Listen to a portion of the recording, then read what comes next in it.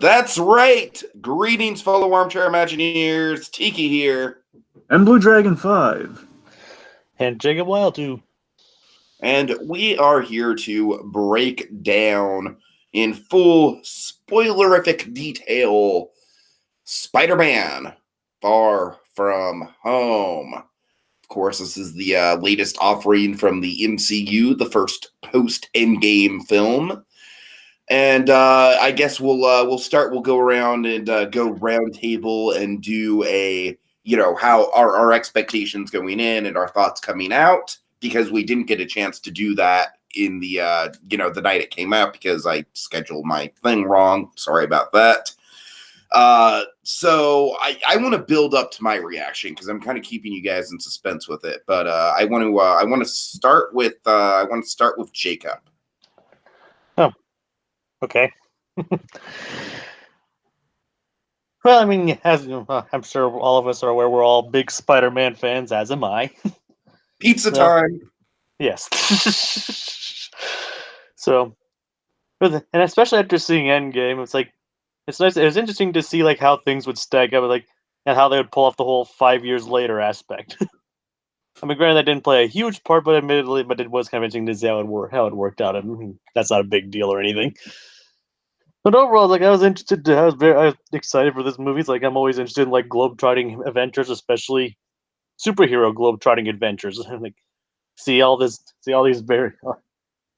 various locales and cultures portrayed, and like seeing these almost like in a way to like see Spider-Man almost out of his element in a way. And one thing this movie presented was like a Spider-Man in many ways out of his element, which is and just wanting to get away from it, having just wanting to take a vacation, and it definitely lived up to that. It's like I must say it actually exceeded all of my expectations in many ways. Like just like like I was expecting just a fun like a road trip movie with like a bit of a side of things on the side, but what I got was like a basically. I don't know what I'm trying to say here, but basically it blew all my expectations. And there was times when I was like on the edge of my seat. It was like I must say a lot of times it was like much more creative than I was imagining it to be. Like it was much more just like creative, imaginative, and like it took full use of everything that it threw at it, everything that it used for an all around cohesive, fun, hilarious, exhilarating experience. It's a definite roller coaster of a movie, and will have pretty much almost like I think it almost being considered like if counting live action, my second favorite Spider-Man, but counting animation, my third. But it definitely blew all my expectations out of the water, and I definitely worth it. I'll definitely go see it again sometime soon. All right, throwing it over to you, Dragon. All right. Well, going into it, of course, when Spider-Man was, when the sequel was announced, I think we're all pretty excited about. And of course, after Endgame, it's like, oh my goodness, how do you not check out Spider-Man Far From Home after everything that was thrown at you there, especially after that ending? You got to know where we go from here, especially. But you're just expecting, okay, it's a little globe-trotting Spider-Man movie after Endgame. Like, oh my God, no, it's a globe-trotting Spider-Man movie after Endgame. I know it sounds very similar to what I'm laying that out there, but trust me, folks, it's a big game changer. So status quo is definitely a big reason to kind of get excited for the movie, because I mean the way things are laid out this year with the superhero movies, with what Marvel was putting out, you had Captain Marvel at the start of things. It was like, okay, well, set in the '90s, we'll see how that goes, and we saw how that went. You have Endgame, and of course, just lived up to every expectation, and it's just oh my goodness, it was just tremendous. And then of course, you have Spider-Man, which again I was just kind of like generally excited for, seeing Mysterio realize Jake Gyllenhaal Mysterio. It's going to be cool. Just again, pretty much we kind of have a roadmap of how that of how that kind of goes down. We kind of figure, okay, well, if you know the story of Mysterio, you kind of know how things are going. But we have kind of a global stakes of it all. I remember I did have one. It's so funny. I had this one. I went in the movie pretty clean. Of course, bear in mind, of course, Mysterio kind of know how that story's going. But I did go in with one positive spoiler. I thought positive, put it simply. I went in with there was something really vague in the marketing that was kind of explained in the merchandising, but now it's kind of like it's just so funny how the world turns because I'm looking at this and the marketing reveals the names of certain characters. Like, oh my god, that's great! It's like this is like for once, this is a really good spoiler. Okay, we'll see how this goes. And then of course go into the movie, and then of course, oh man, this raises a bunch of issues. Where it's nothing bad. It's just like, oh man, that's not as clear cut as I was hoping it was going to be. Anyways, I'm being a little vague about it right now. We'll dive into it momentarily. But I mean, in terms of my thoughts on the movie coming out of it, So the point is, I went excited and I kind of got re-excited for it again. Just honestly, I had like another little moment too, where I was just in my comic shop and I just kind of saw they put out the Marvel Legends line of Mysterio for the movie. Of course, I was already loving the look of Mysterio for this movie. I got this shirt for the premiere. It was basically Mysterio's. It's kind of this really great little kind of bit of marketing where it's like it's like a cereal box of Mysterio as the mascot, providing with all the different marshmallows, like like the fishbowl head, Spider-Man, Nick Fury marshmallows. There's like a free projector inside. It's really really cool. Anyway, so basically Mysterio was really what was getting on my mind going into the movie because you had that and you had I had this kind of like Omen of the Bat moment with Mysterio, just like right, that kind of rekindled the fire of the excitement for the movie. Where I kind of saw this figure, and it's like, oh my god, I'm so in love with this design, and I'm so excited for the movie because not only because it's such a faithful costume, but also kind of practically put in the MCU. Like the only thing they changed is they gave him a chest plate, but again, it's a chest plate with all the tech built into it. It makes perfect sense. I love it. And just seeing the fishbowl head just fully realized. There's always a fascinating aesthetic with Mysterio. So again, I was just like charged going into the movie, like, yeah, I'm just going into this relatively clean again with that one exception. I'm just going to have a good time. It's going to be fun. It's Spider-Man, a summer blockbuster yet again. Of course, we had gone over the Raimi trilogy, so Spider-Man was on my mind to say the least. So, thesis on the movie. After noodling it for a little while, I got to be honest. So, Spider-Man: Far From Home, I think it's very good. It's very fun. It recaptures kind of the Spider-Man blockbuster vibe, and that's really good. Spider-Verse notwithstanding, as in live action. Let's focus on live action here. Live action, as far as live action goes, I would argue this is the most ambitious Spider-Man film yet. That said, I'm not sure if it's as strong or consistent as Homecoming. Now, let me put it this way: it indulges in the few things that I did that didn't grab me in Homecoming. Not things that are necessarily bad, but things that aren't quite my taste with Homecoming. I think we indulged a little bit more than that than we did in Homecoming, and I feel mainly Act One. Most of my stuff is basically most of my issues are in Act One. I have a few nitpicks here and there, but basically nitpicks and some of Act One's pacing aside. This revels in the MCU and some classic Spider-Man, particularly with the Mysterio stuff. And as it revels in Spider-Man as kind of a summer movie, and it just basically I felt kind of an utter joy coming out of the movie, and still just kind of thinking about the movie. And there's just so many great elements to this movie, and it continues what I love about Spider-Man the MCU. It just continues kind of what I fell in love with how they were doing it in Homecoming. It just kind of continues that and kind of adds even greater kind of depths to it. So I had a good time with Far From. I thought it was great. All right. Well, it's time for Tiki to play contrarian asshole once again. So as you guys know, Homecoming was a big disappointment to me. I mean, I don't want to say a disappointment because my expectations for that movie weren't super high to begin with. But I mean, like Homecoming is certainly far from the worst live action Spider-Man movie, but it's also far from the best. Like on a day-to-day basis, it's kind of like the Batman and Robin thing where I would probably rather sit down and watch Spider-Man 3 before Homecoming, honestly, just for the itchy value of it.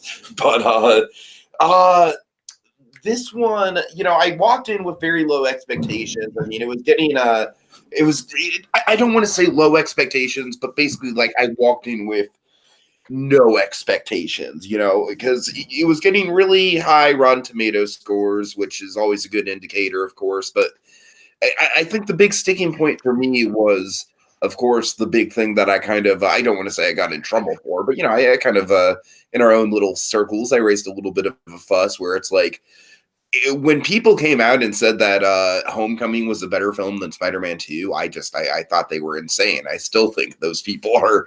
I mean, all film is subjective, of course, but I don't know. It's just that is wildly not my opinion. That is wildly not how I feel. So it's like, to me, Homecoming just kind of lacked the general pathos of Spider-Man, and it was just kind of like a breezy teen romance inside of the MCU. It didn't even really feel like a Spider-Man movie to me. So walking into this one, I didn't have really any expectations, and I gotta tell you guys, oh man, I mean, I wanted to like this one because Mysterio is one of my favorite Spider-Man villains. And okay, you know what? Fuck it. I can't keep up this shtick any longer. Dragon, Yeah. I literally think this is better than Spider-Man 2. Wow. That's a turn. I'm sorry. Wait, hold it. I've seen this trick in the movie. Are you pulling a con on top of a con right now? Is that what you're doing to me? My idea. That was kind of my idea. Like, I wanted to get you into a particular state of mind where you had your heart sinking, like, oh God, Tiki is like once. But no, I can't talk bad about this movie, even faking it. I don't want to just go on like a freaking stereotypical like nerd fanboy loving the movie. Like, I loved this movie. I clapped when I saw it. But suffice to say, I mean, Spider-Man 2 is, I mean, I think Spider-Man 2, of course, it's aged like fine wine and everything like that. But at the end of the day, Dragon, like you said, this movie is so ambitious. They absolutely, when it came to Mysterio, I couldn't hold up the act. They absolutely nailed Mysterio from top to bottom. I loved it. I loved everything they did with it. Dragon, I don't know. To me, I think this blows Homecoming completely out of the water. I mean, that's just my humble opinion. I mean, frankly, when you said that you didn't like it as much as Homecoming, I was like, oh God, well, this isn't going to be as strong of a prank then. I'm not going to get you as riled up. But yeah, I mean, I don't want to. I shouldn't say I need to rewatch it, folks. I need to rewatch it. I wanted to rewatch it today, but something came up and I didn't get around to it. But I do need to rewatch it before I really make the claim official that it's better than Spider-Man 2.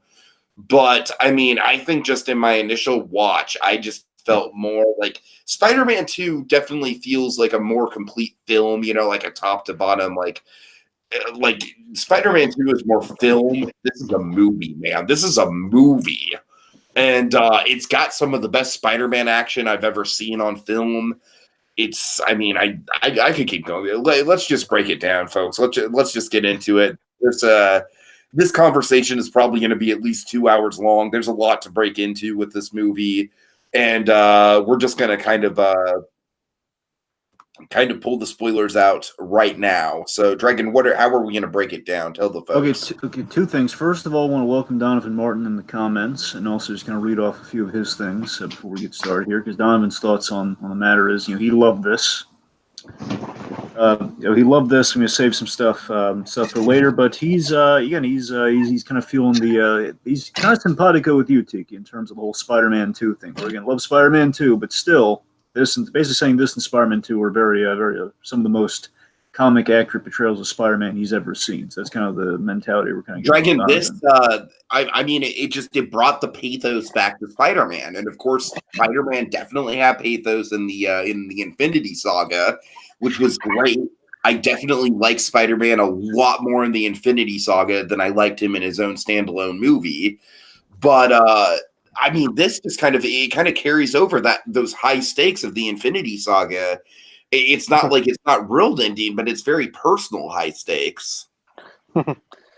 Spoiler. If you want me to do a spoiler, it has somewhat of an Avengers level threat. Well, yeah, true. All right, so folks, the way we're going to break this down. So we're going to take the roadmap approach. Spider-Man went on vacation. We're going to travel by map. Yes. We're going to travel by map, as in basically what we're going to do is we're going to basically kind of give our reactions to kind of the events and just kind of like some of the big noteworthy moments, basically by location. So one, we're going to skim over the Mexico kind of coda at the start of things, because I mean it's really okay. pop goes Mysterio. It's like, you don't want any part of this. Then we have, the giant Earth Elemental, which again, we'll kind of weave the elementals through beyond the first guy. So the point being, Dragon, I don't want to. Okay, I feel like we need to. I should have brought this up to you, but I'm kind of realizing it in the moment. Like, I feel like I don't want to bury the lead on a big thing in particular. So, what I propose is we talk about the cameo in the mid credits now, because I feel like that's going to be one thing that a lot of people are going to be wanting to hear us react to up front. And I don't want them to wade through 2 hours of conversation to get to it. But I think we should save like all the implications about, the actual scene and what it means for Spider-Man going forward for when we get to mid credits. Dragon, is that a compromise you can live with? Well, it doesn't really sound like I have a choice, so we might as well. All right.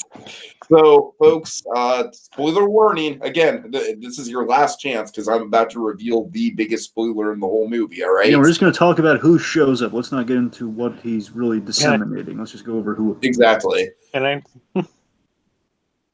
Okay, so when J.K. Simmons popped up on screen, that was one of the most exhilarating moments I've ever had in a movie theater. I mean, like, that was the definition of an I clapped when I saw it moment, and I don't care. I don't care at all. I clapped so hard. I was to the point where I don't even know any of his dialogue. Like, the energy in the room was so electric that I need to see it. It's like, and honestly, even if I see it a second time, I have a feeling that the energy in the room is going to be so electric that I'm not going to hear all his dialogue. Just trust me, his dialogue's really good. Just trust me. I believe you. I believe you. But in the moment, I was just kind of like, oh my God, he's back. He's back. Like, I didn't even care that I was missing the dialogue. I was just kind of like in the moment of like, all right, I get what the implication of the scene is. I get what he's trying to say. Boring. I gotta tell you guys, like, I was already in love with the movie. I was already super satisfied with it. And, I had seen on Twitter that J.K. Simmons was at the premiere, but I was like, that doesn't mean anything. J.K. Simmons is kind of like a legacy guy to the franchise. It doesn't necessarily mean that that he was in the movie.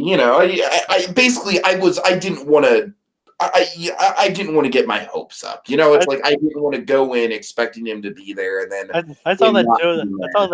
I saw that too, and I was like, no, he's just giving support to the movie. Like, he's obviously exactly. He's obviously well known in the franchise, and he's no stranger to Spider-Man. So it's like he's just showing up to give them their support, basically. I mean, again, remember, celebrities just show up to premieres sometimes. Like Tim Allen, he would go to like the premiere of Monsters Inc. Just because, Right. Yeah, it's like that's awesome. I knew there was a possibility that he was going to pop up, but I didn't want to get my hopes up, and it was kind of like an in my wildest dreams sort of scenario. So when he did, it was just it was magic. Like he sounds exactly the same as he did, over a decade ago. It's like Spider-Man, a menace. Just a little less hair, that's all. I do like that they updated his look. I do like that he's not just a newspaper editor. It's not the exact same character as the Raimi films from top to bottom. It's a different interpretation of the character, but it feels so right, man. It feels so right. Basically where they go on. It's kind of like how it is in the new PS4 game. Instead of like being a podcast, it's more of a news website. Well, actually, Alex Ross. Well, here's I'm sorry, what about Alex Ross?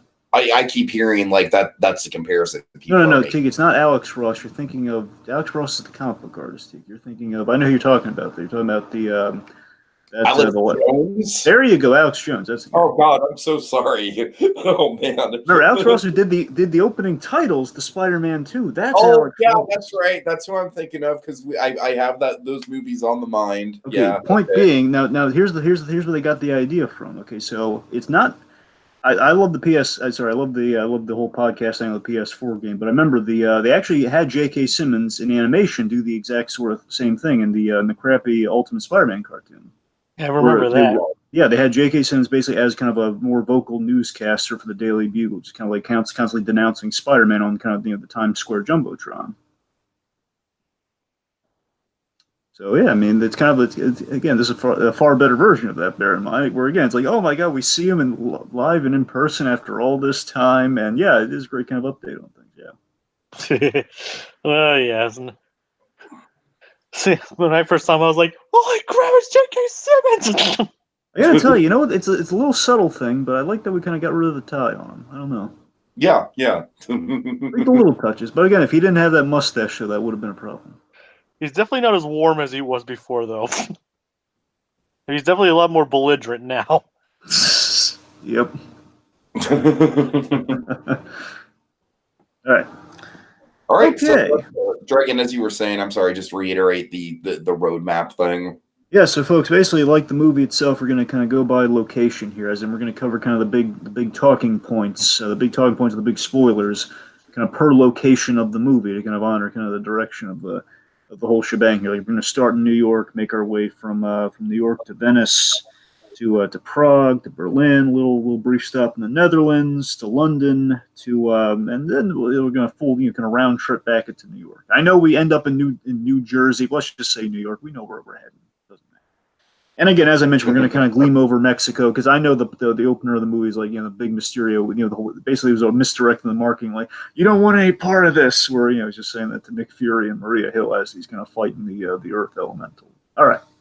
Okay, I just want to say up front, like it is the 4th of July when we're covering this, and it's right around 9 o'clock my time, actually. So fireworks are pretty much inevitable. I'll mute my microphone if it gets too bad, but just so you guys know, that's kind of what we're dealing with here. I wanted to be patriotic because Spider-Man is one of the most all-American Marvel heroes this side of Captain America.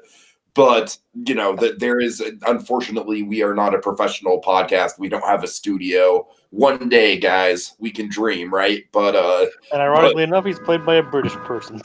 Right. But and of course, I mean, the bigger thing is that this is more of kind of like, this is like the Goodwill tour for Spider-Man, because of course we're doing this on the 4th of July, yet he's not really in America. It's not really an American movie at all. But again, Goodwill trip, it's pivotal. Goodwill trip. I mean, he's in the entire scene's in New York and take up like 5 minutes of the entire movie. But it's an important 5 minutes, though.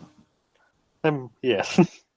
Obviously, right, it's more than 5 minutes, but yeah. So, Dragon, let's honestly, the one thing of note to me in the intro scene of Mysterio is I really like the fake out that we get in the trailer where it looks like he's saying you don't want any part of this to Spider-Man. Yep. Like that was a nice bit of trailer deceit. But yeah, other than that, it's just kind of like a nice sort of it's a good solid cold open introducing us to kind of like the main threat. I mean, I like the transition from the Columbia statue to that real statue. Little nod to Indiana Jones there. Oh yeah. All right. Okay, so let's talk about the the status quo, and that's one of the things about the MCU that I'm kind of loving going forward as we go like post-Endgame, is that just checking in with the status quo of each movie is fun unto itself. Yes. So we start in It's just kind of funny how they managed to work in the whole 5-year time skip. Like, how are they going to make this work? And then this movie real. It's like they revealed it by like them just popping into popping in, disappearing and reappearing like in the middle of a games and stuff like that. Well, right, exactly where they were. So Yep. Pretty much. You guys, as soon as I saw that the news.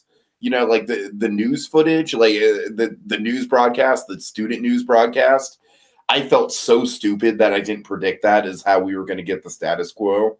I felt so that to me, like in retrospect, feels like such an obvious move, but it's a great move. I mean, it's like it's so economic in how we get a lot of information out in a short amount of time, and information that in other ways would be a mood killer. But since to quote Garnet, that was very low production values or something like that. You know what I'm talking about, Dragon, with the anyways, bad Steven Universe pool. But because of low production values and because of the cheapness of the whole thing, it kind of makes it it makes it fun where it could have been just more Endgame style. Like, all right, well, we're still we're still in the shadow of Tony Stark's death. It's like we still haven't gotten over it. But no, it's like this is, it's dealing with a dark thing, but it's doing it in the right way. What's kind of sad is that I kind of actually laughed when "I Will Always Love You" started playing and they showed the big picture of Iron Man. I was like, I shouldn't be laughing at this.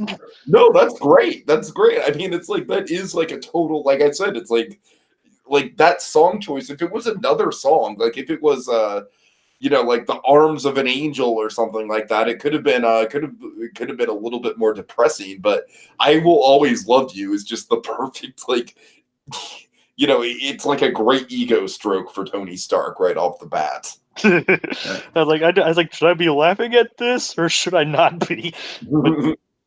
So this opening, what I love about it so much is that I didn't quite call the news, the announcements. What I did I basically got my wish right out the gate, because this is what I love about with the Spider-Man in the MCU, what we do with Spider-Man in the MCU, where basically I guess specifically with home, I can't say like a number of movies because basically Spider-Man's appeared in other movies. That's what's kind of frustrating here, because I can't say all the Spider-Man movies in the MCU, because really it's only been one, and then this, and they just appeared in other things. But the point is that we have the John Watts humor on the MCU in this movie. And that's my favorite thing about what we do in these movies that we've had so far, where it's we're in the aftermath of the greater MCU, and John Watts' humor is kind of what's facilitating this. Basically, we can kind of like poke fun. Basically, we always had an excuse to poke fun at the MCU and kind of do things like, okay, well, if we were in a world full of superheroes, this is the kind of stuff we deal with. And I love that illogical logic that Watts plays with. Or like we have like Captain America just doing the PSAs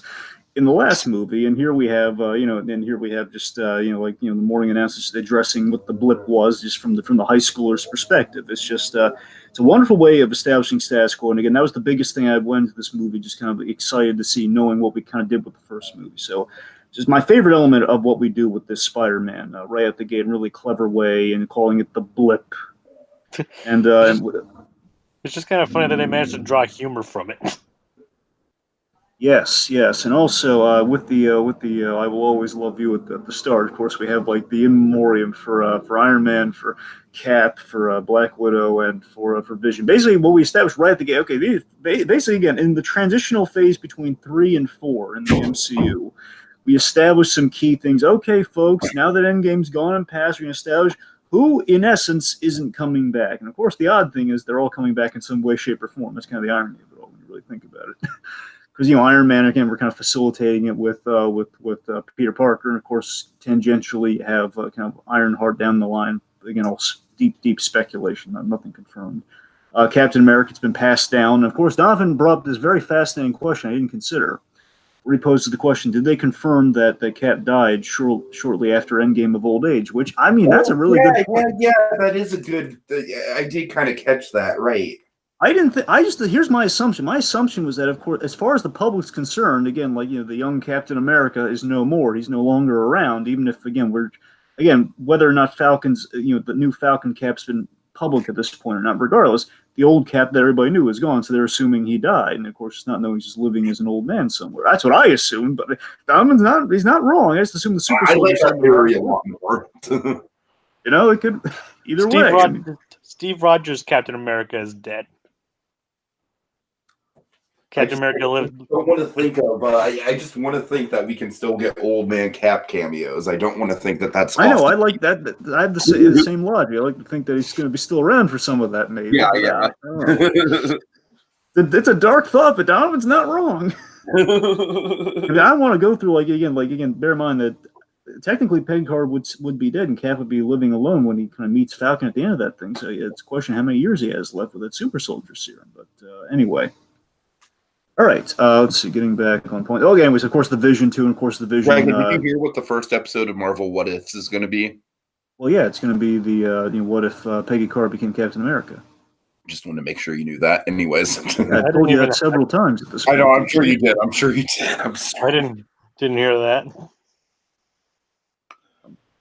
Yes. All right. The more you know. I'm very excited for it. Okay. Point being, and also, of course, with the Vision mentioning the Disney Plus stuff, as you just said, of course, Vision, Vision was the only one who actually died and all of that, and presumably I'm not sure how they're going to bring Vision back. They can always just rebuild him. That's always possible. But the point being, those are the 4 like main deaths. And of course, Black Widow. Chances are she's going to get. Well, we know they're filming her movie right now, but again, set in the past. Yeah. Exactly. The point being, we establish. Okay, here's who's gone at the start of things here, and then let's see. So in terms of the. So basically, we with the announcements, the other big detail too, with the 5 years later, we address at the start again. This is the John Watts humor I'm talking about here, where we address the whole 5-year age difference. The biggest question people had, the terrifying implications of everybody kind of being brought back after being my gone little for 5 brother years. is now my older brother. Exactly, like all of that, and the fact that like some people again, like you're. Basically, we addressed right at the start. Okay, yeah, we're still in high school, folks, and it's just just like, oh man, it's so BS that we have to start the school. We have to start basically the school year we were at again. I wonder And of if on course, there, some I people wonder, are I wonder if on everybody's ID is allowed to say, "Were you dusted?" Like yes or no. Well, it's not dusted, Jacob. It's Blipped. blipped. Yeah. Yes. I'm sure Blip is just kicking itself right now, saying, "Oh, if only we could have held on a few more years. If only just a few more years, we would have been big." Anyway, so basically, we address right at the gate all the important questions like who vanished, are we still in high school, what's going on here, and basically we're about to basically, without getting all the semantical things, like presumably they're going to go on summer vacation, and when they come back, they're going to have to start the school year again. That's the presumption. Mhm. All right. Okay, so I think we kind of set up the kind of the status quo of the blip and all that. So let's talk about where we're checking with Ant-Man and Spider-Man specifically. Let's talk about the homeless charity event. Yeah, so first of all, this is another cool status quo thing where, of course it makes a lot of sense. There'd be a lot of people who would be dislocated because other people would move into their houses. Like, it's a big real world issue.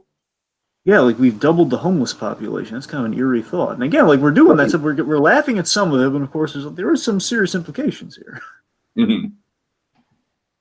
So of course, with this as well, I like that we don't do a lot with Aunt May here. Not that we really needed to, given like it's going to be Peter kind of globetrotting. We can't really unless always crazy ants coming along with them. We can't. We can't quite do that, but I do like that we did a big thing, and of course, saying who's played the PS4 Spider-Man game. Guess who's the student supervisor? Yep. In all seriousness, though, like of course, all the boys are lusting after her. Yeah.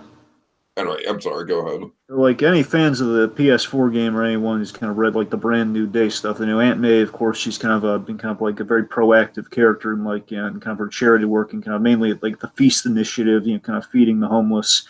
Or kind of she's taken up a cause, and it's kind of nice that after kind of the impact that Iron Man's kind of had on her life and Peter Parker and everything, she's trying to help people post blip. That's kind of nice. Mm-hmm. So I love how full circle and meta it is. I love this from the get-go, and what we've done with the ending of Endgame is kind of where we're at now, where I love it's so full circle and meta that Spider-Man, who was the poster boy, the Mickey Mouse of Marvel, one you could say, the one you kind of when you think Stan Lee, you think Spider-Man. I love that Spider-Man as the A-list character is now he's become the A-list brand hero of the MCU after it was handed off to him by Iron Man. So it's like we've gone full circle to passing the torch. Like now we're at what the status quo would have been from the very start if they had the rights to the Spider-Man. It's so trippy. Like Iron Man is like passing the torch to Spider-Man, where of course it's quite the reverse in real life. It's like art imitating life. Yeah, and it's just we've added these emotional stakes and story to it all. It's just great. Of course, he's literally in Iron Man's shoes with the Iron Spider outfit and everything. Basically, visually, we're kind of hitting the right cues here. And of course, it's a big switch from the trailer where he wasn't wearing the Iron Spider suit. Of course, this is like way before they had the Endgame spoiler in there. Mm-hmm. So I love that. He kind of takes on almost takes on one of Tony Stark's faults here because again he kind of has a panic attack. He's overwhelmed in the scene where everyone's coming to him after he's like posing, kind of mingling with the crowd for the charity event of it all, and they're all questioning like, "Are you an Avenger? Like are you leading the new Avengers? Like are you the new Iron Man?" Again, it's a lot of basically we hit the big story point right out the gate here. Where okay, someone literally asks if he was there when Iron Man died. Oh God, yeah, that's horrifying. And think of it, he never. And I mean, think about it. I mean, And he even said he didn't want to talk about that stuff. Like, can we get a non-Avengers question? And they keep asking him Avengers questions. Yep. It's like, leave the poor kid Well, kind of alone. like Alan Grant in Jurassic Park 3. Like, does anyone have a question that's not about Jurassic Park? And they all, yeah.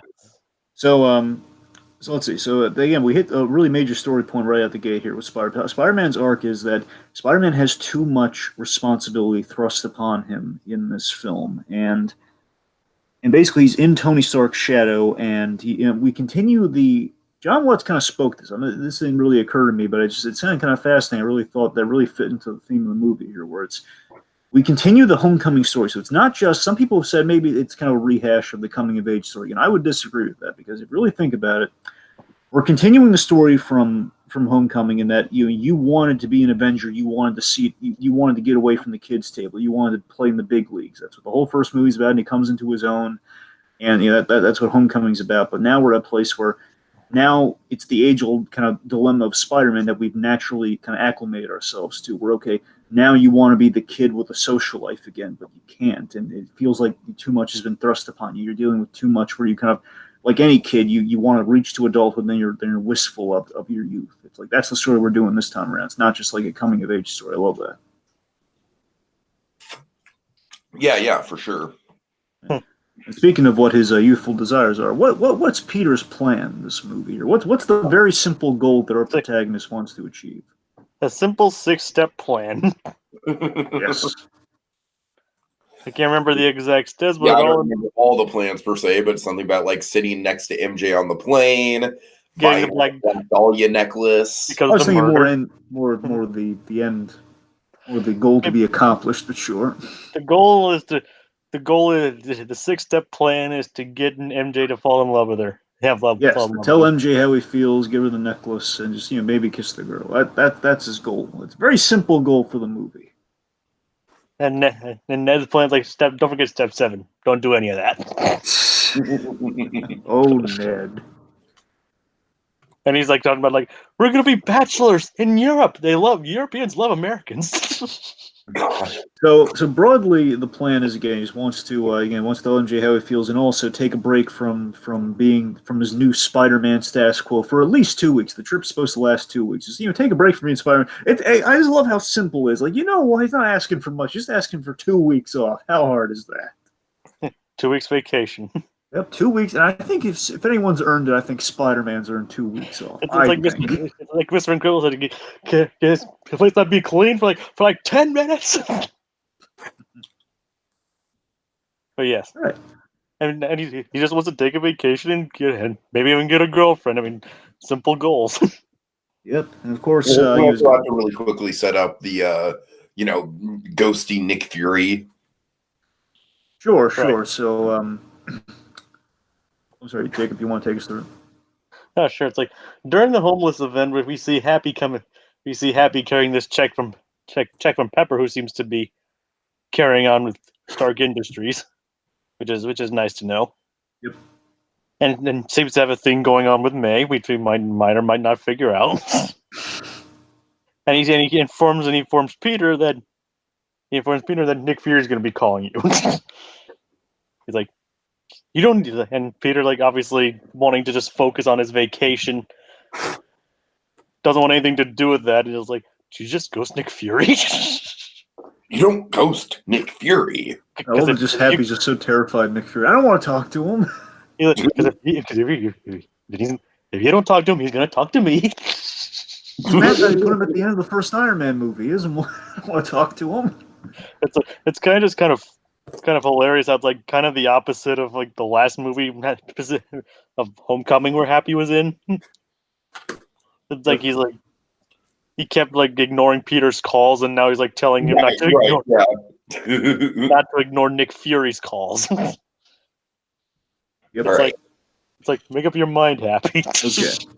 So that takes us to kind of the flight, and basically, the flight we get some class trip shenanigans going on here. Basically, the main thing we should establish here is Brad Davis. An obscure, yeah. Oh my god, basically an obscure character from the comics who dated MJ once in like the 70s. Now, what's great about it, honestly, all the classmates, as far as I can find, they all are kind of deep pulls from one in some way, shape, or form from Spider-Man's past. Like all these all these classmates, they do emanate from Spider-Man. Even the teachers. It's kind of cool. Well, I guess the other main thing to hit too is that while Peter's kind of striking out with MJ on the plane with kind of his ridiculous like I just want to sit next to her plan, if I can do that, if I can share the headphone jack, there. Of course, while this is happening, Ned kind of lucks into a love connection, and I don't know if everyone's going to agree with this. I thought it was adorable, just Betty Brant and Ned, he's kind of hitting it off. Ned, good old Nettie. Yep. Well, I like how at first, like, Betty just wants nothing to do with it. Like, oh, well, do you like computer games? No, I've never played one. No. Oh, well, and then, like, by the end of the flight, they're just like finishing each other's sentences. They're like, oh, sweetie. Babe. And like, what about being bachelors in Europe? Peter, those plans were made by a boy. And that boy met a woman, and now he's a man. Donovan was feeling a lot of that humor too. It's classic humor, but it's a good one. It is, and by the way, one of my I thought they made a cute couple too. I thought it was kind of nice. It's wholesome. Yeah, Betty Brant actually involved in the story instead of just kind of like a joke essentially, like she was in the first movie. Yeah. Also, one other thing, one of my favorite little details, because of course, me, I love again how we approach the status quo in the MC with these movies, and I just love the fact that there's a lot of in memoriam stuff for Tony Stark, and of course we have like all these these murals and everything on the walls and everything for Iron Man. But my favorite, my favorite reference in the whole thing, I love the apparently there's either a documentary or a biopic. I think it's a documentary on Iron Man that's on the plane called Heart of Iron. The story of Tony Stark. I think it's what it's called. So I love that. I got the impression that it was a biopic. I mean, what's funny though? If I'm remembering correctly, it was deleted, but because they had unfortunately it didn't make the final cut. But Nathan Fillion playing the Wonder Man, played Wonder Man. Simon, God, I'm blanking on his name. I'm blanking on the alter ego, but Wonder Man from Marvel Comics. He was an actor, and that's the alter ego. That guy he's an actor, and the idea is that Nathan Fillion as that character, who of course he's buddies with James Gunn. So in Guardians of the Galaxy Volume 2, you were going to be when you were on Earth during that during the flashback, I guess. Sorry, not during the flashback. When things are going chaotic during the present day, and we saw the ego is taking over every planet across all the worlds. There's going to be a movie theater. On the movie theater, you're going to see a whole bunch of like these Simon. I think it's Simon Williams. I think that's his name. You can see all these posters of Nathan Fillion. One of them was a Steve Jobs Tony Stark movie. So that was a biopic. They did the Steve Jobs biopic kind of poster, but it was Tony Stark. It was Nathan Fillion playing Tony Stark. Biopic on it's kind of funny. Anyway, that's why I think I'm thinking it's more documentary because they use like an image of Tony Stark before it was like an actor playing Tony Stark. But anyway, I want to watch that no matter what it is. Honestly, I wish I'd love to watch that.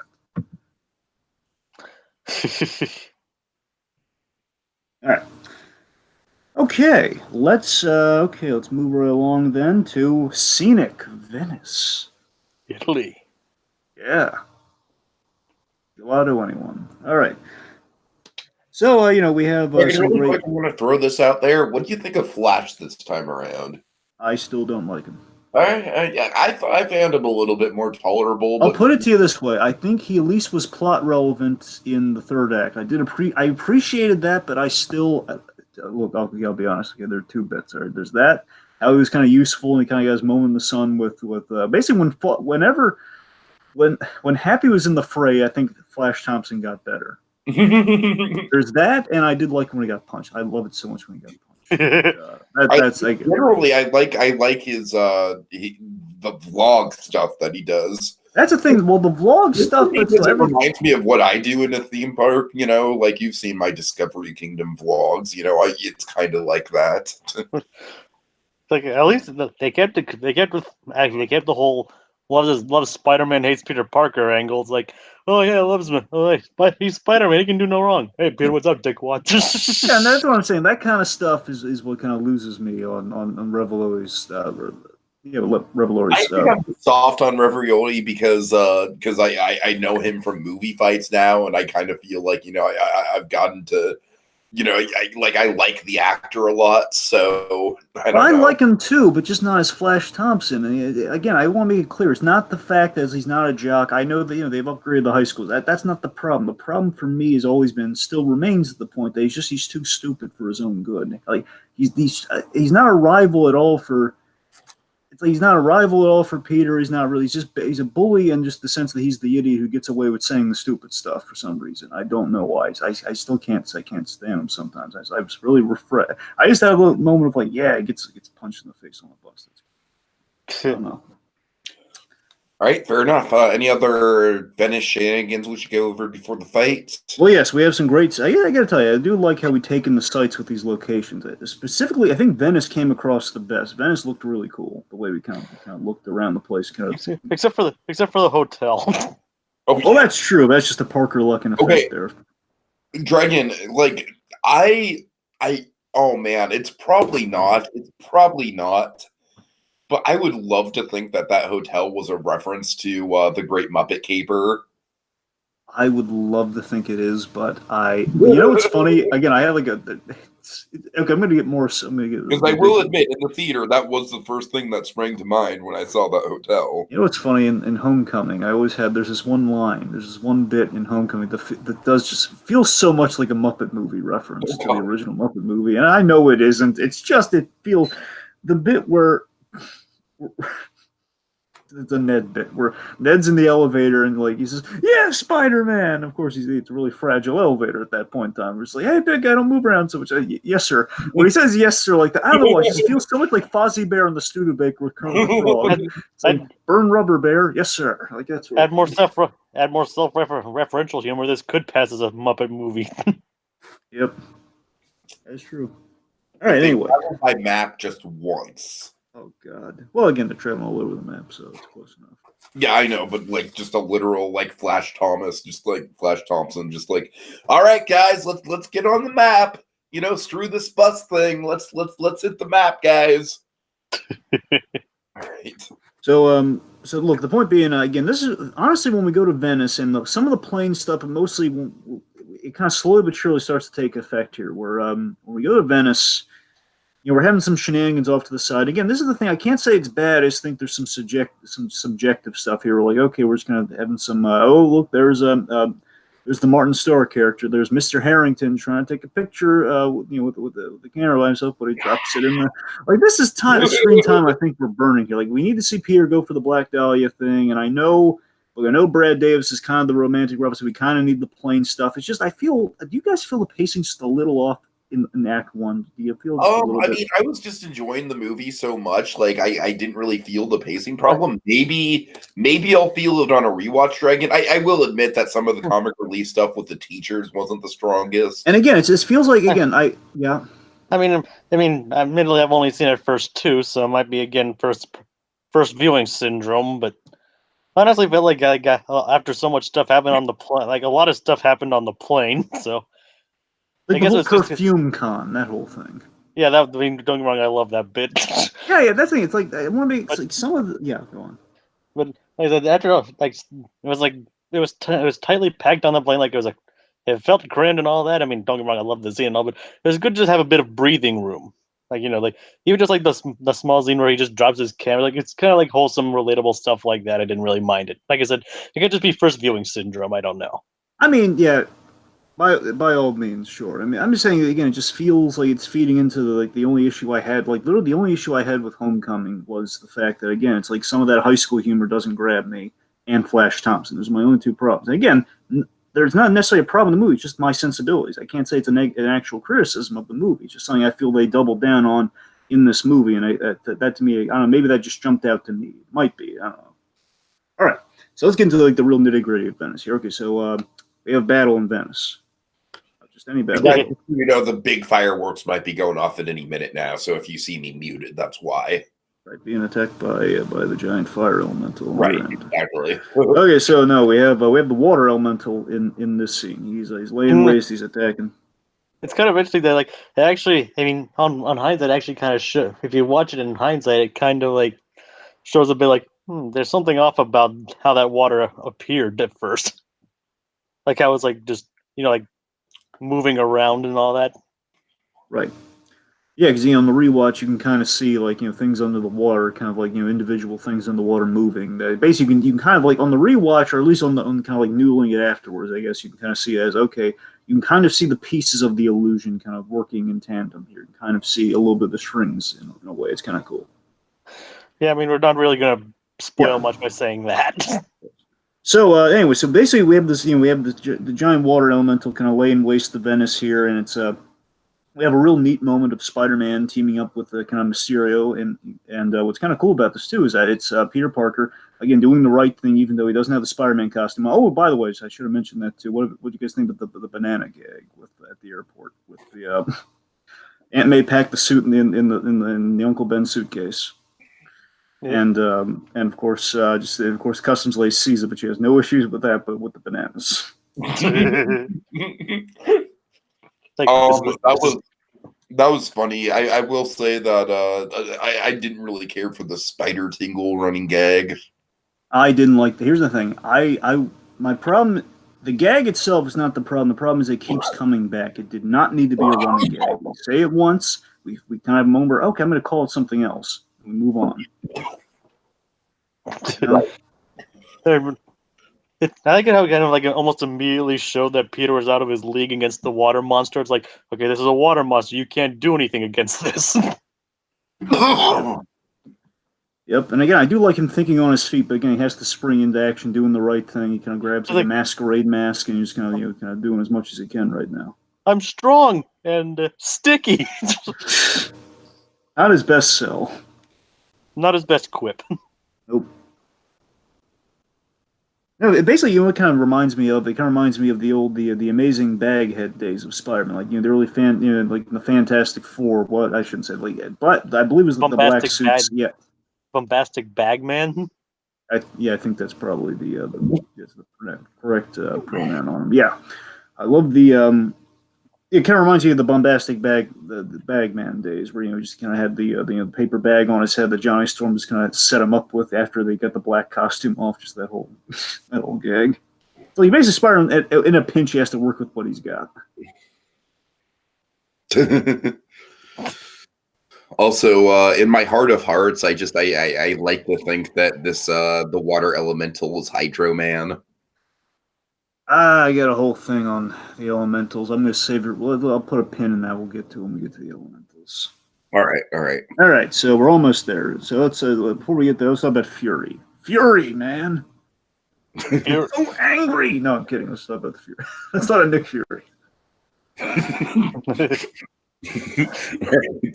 Right. Yeah. So Fury, he's acting a little off kilter in this movie. He's almost like, he's a little annoyed and bored more so than angry. And I wonder why that is. Yeah. You're a tough man to get a hold of, Spider-Man. I seriously, like, I'm like, I did know the twist going in. That's one of the things that was spoiled for me with Fury. But I'm very curious to rewatch now, knowing how the whole movie plays out. Rewatch everything with Fury, because I did get a sense that with Jackson's performance, he's a little bit more kind of like I want to say there was something off with him, like there was something kind of like missing with his like he didn't necessarily have the energy level he usually has. But I don't say that as a critique, because obviously, we know why he was off. So I don't know. Fury is kind of like I think he's a little bit of a tough nut to crack, honestly, when it comes to talking about him. He's kind of like a big question mark in the movie. Like, to me, it kind of depends on like how I feel about his role in this movie is honestly maybe going to depend on how they build upon the plot twist going forward. So the thing with Fury that of course, is Fury being paired up with Spider-Man. Of course, that's an idea from kind of the Ultimate Comics. The idea of kind of Fury kind of showing Spider-Man the ropes, kind of ushering him into the kind of the new status quo that he finds himself in, joining the ranks of superheroes in the MCU and kind of Marvel. did that here for the MCU. And it's Fury. Basically, the gag that we kind of have with Fury is he's dealing with a teenager with kind of Parker luck versus what he's done with versus reining in Tony Stark. Versus just kind of reining in just kind of a wild billionaire philanthropist playboy. That scene where he keeps getting interrupted is like it's an easy gag, but it got some of the biggest laughs. But that's the thing. I love that he has to deal with like a teenager with that bad luck where someone's always going to interrupt. He's just like, especially when he like points the gun at the teacher. I think it's like if we interrupt one more time, just we're going to attend another funeral. Also, by the way, this is a small thing, but I really appreciated it. Like I love that they addressed like I saw you at the funeral, but I figured it'd be an awkward time to introduce myself. Like I don't know, like little touches like that. Like yeah, of course they were both at the funeral. Like that's one of the things I was kind of like. Yeah, I don't know. It's just like I don't know. The point being, Fury. Like if there's anything a little shaky about Fury, it does get explained by the post-credit scene, which we'll exactly. We'll get into the implications of that later on. But the idea is that Fury isn't exactly kind of the Fury that we know 100% here. But again, the important thing what we do with Fury though is again, Fury in the way he serves in the story is just Fury by pedigree and just by the name of Nick Fury alone. Like you're ghosting Nick Fury, you don't do that sort of thing. Yeah. Well, technically, I mean, several months have passed since the funeral, and it did say that when their memories are when they take over the screw. Are we gonna talk about the plot twist now, or is I was gonna wait on that, but I mean, I was gonna talk about just kind of like the name of Nick Fury alone right now. But okay, I'll hold off then. Well, don't worry, we'll get into it. We'll get into all the kind of post-credit juiciness a little later. Right. All right, so that's it. I love that. If you notice, though, again, Fury does have kind of a character flaw here, where again, with every solution that he provides to the Parker luck, it kind of comes with double the trouble and double the stakes and double the pressure that he's putting on Spider-Man. Again, he's like Fury just kind of like controlling things and just trying to kind of like orchestrate things putting things under his thumb here. And the main story point that we do have, again, we get kind of an interesting kind of PS on by the end of things, that Fury, the main crux that we did get into his character as he appears in this movie is he's out of touch with the new status quo. He's trying to rebuild an initiative. He's kind of best said by the line, 5 years ago I knew everything. Now I don't know anything. Exactly, and I thought that was so fascinating. Kind of like Nick Fury's kind of he's going from start again. He's basically going from the start of Phase 1, in a sense, which of course this film was kind of, again, ushering us in from Phase 3 to Phase 4, which essentially will be like a Phase 1 for a whole bunch of heroes. And did I miss hearing the opening news, like, move on to our next phase, like in the news, Did anyone else catch that? No, I did get that. Was really clever, yeah. All right, so let's move on from some of the Fury stuff. Let's talk about meeting Mysterio. Let's talk about Quentin Beck, more accurate. Let's talk about Quentin Beck, the mysterious man from another dimension, from another universe. Yep. Also, I did like the natural way that kind of came about Mysterio. That translates in Italian to like man of mystery, man of Mysterio. That was nice. That was nice. I like that. I like that Gyllenhaal kind of just ran with that. So basically, like you said, Dragon, I love the design of Mysterio. I love that it's so comics accurate, and I gotta say, like this movie, it's of course spoiler alert, folks. I'm not gonna get into the details just yet, but Mysterio's kind of the bad guy, but we don't know that, and of course, everyone watching who's a comic fan can pretty much figure it out. But I do think it plays pretty well that, oh my God. Okay, I'm sorry. It may be, it does play pretty well that it kind of plays on the naivety of Peter, where it's like every step of the way, it's like, I almost feel like making the villain so obvious and making it where any actual Spider-Man who knows the villains will know that this guy's up to no good. It kind of makes it like all the more frustrating for Peter as like from a stupid teenager point of view. You know what I mean? It's like, no, Peter, what are you doing? This guy is like, just because he's like masquerading around as a father figure doesn't mean he actually cares about you. You know what I mean? Well, the interesting thing Go ahead.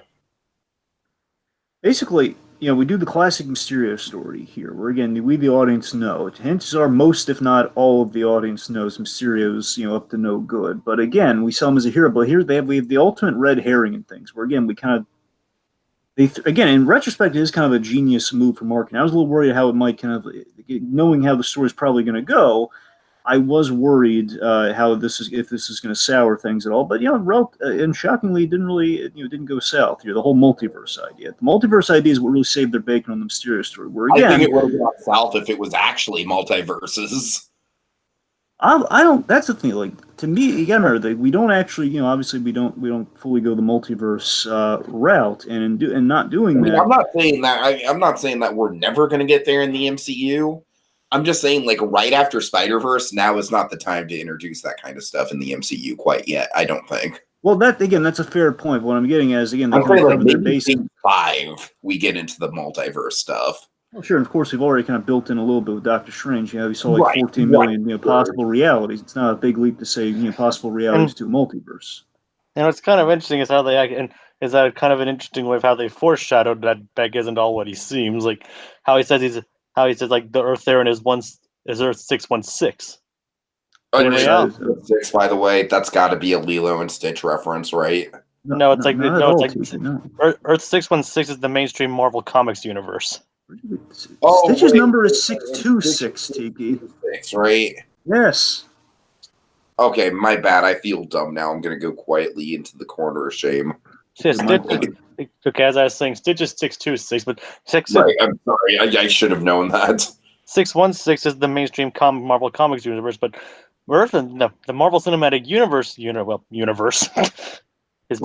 is classified as Earth 1. Is 199,999. Well, let's not get into this. The point being, 616 is just kind of a great pull. That basically, to us, the MCU, to many people, the MCU is kind of their take on classic Marvel, which is 616. But people want to know that's actually a subtle way of foreshadowing that he's not exactly telling the truth. Oh, sure, that too. Of course, he says his Earth is 833 and all that sort of stuff. The point being, again, it's the ultimate red herring in that it fuels speculation. Yes, red herring. I'm sorry, I had to get it in once. I'm sorry. He did it. I was busy, Jones. Anyway. I was out of state. Anyway. I was on vacation, Jones. Where's that CW show? That's my real question. Where's that? God, yes. Like a Stranger Things version of that. I was thinking more like a Riverdale version of that, but I mean, I'm saying age-wise. Right. Yeah, you're right. Age-wise. Anyways. You're right. Okay, my point is the multiverse.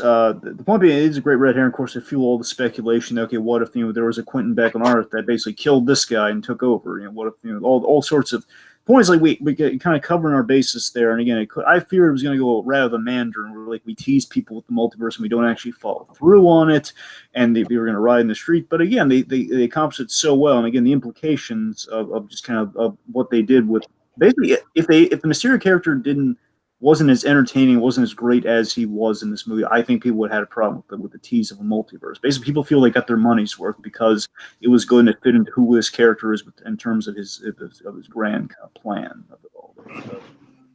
That's great. Of course, speaking of which, we have like the great chemistry that Tom Holland has with Jake Gyllenhaal. Jake Gyllenhaal is just a joy that we got in this movie. Just a lot of fun.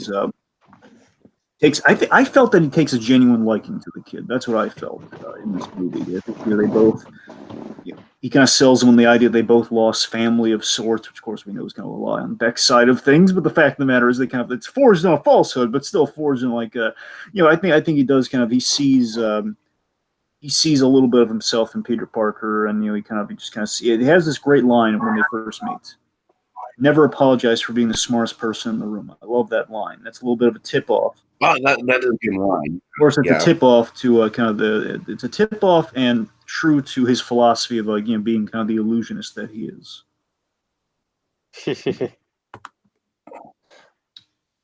All right, let's see. I guess I guess it pretty much does. I mean, I like that with the aesthetic, and he literally operates in smoke and mirrors. They got everything perfect. The eyes are on the cape, like that.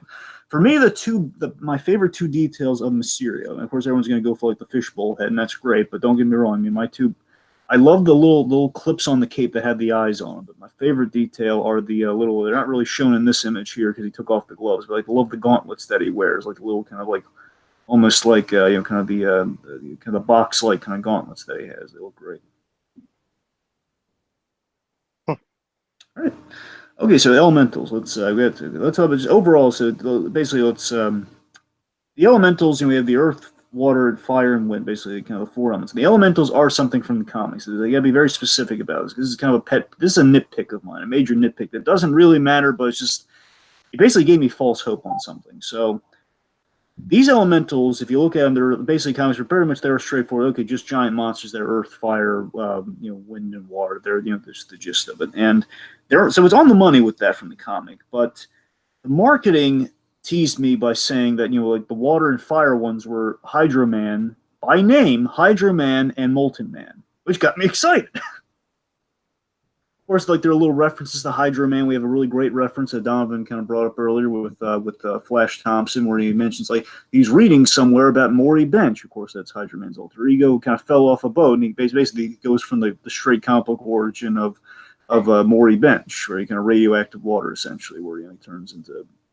water. Which again, it's like you're kind of it feels kind of like a tease of that. And I guess Donovan's kind of looking at the glass half full on that one, saying one of these days perhaps. Basically, perhaps a Hydro Man does exist, and yeah, fingers crossed. But I don't think they're going to go there right after doing a Hydro Man like this already. Right. And that's the thing that bugs me about it, is that we kind of like, I don't know, like if we gave him personality, at least I would feel like we got a form of Hydro Man here. Like none of these elementals talk, they don't do anything. Which again, I'm not saying it's a problem because again, you see, I'm of two minds about it because again, they're true to the elementals, but the marketing screwed with my head. And I'm sure, like, if in the credits or something, again, if like you ask the director, he's going to tell you they're Hydro Man and Molten Man. But it's now it's more complicated. Now it means we can't do a straight Hydro Man and Molten Man in the future without it being confusing. And this makes me worry about if we're ever going to do Sandman in the future now, because I'm getting the sense we're never going to see like a Sandman now because of these sort of things. I don't know.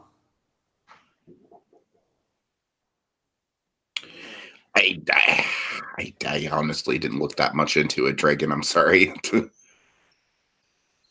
Well, I'm just saying, people going to this, like, initially, everyone with that first trailer thinking, oh my god, Hydro Man's in the movie, and you have to explain to anyone who's asking, well, no, not exactly. They're the elementals, not Hydro Man. And you find, oh my god, it is Hydro Man. Like, nope, not Hydro Man, really. Right. No, I mean, I hear you. Look, honestly, it's like, to me, it's like Hydro Man as a character, like, it didn't bother me as much because Hydro Man is a character where you wouldn't have him be the main villain of a Spider-Man film at any point, right? Like, so like, to me, it's cool that we at least got a fight scene with a version of him. You know what I mean? Even if it's not the real Hydro Man, even if it is technically an illusion, like, it's cool that we at least saw what a fight scene between Spider-Man and Hydro Man would look like.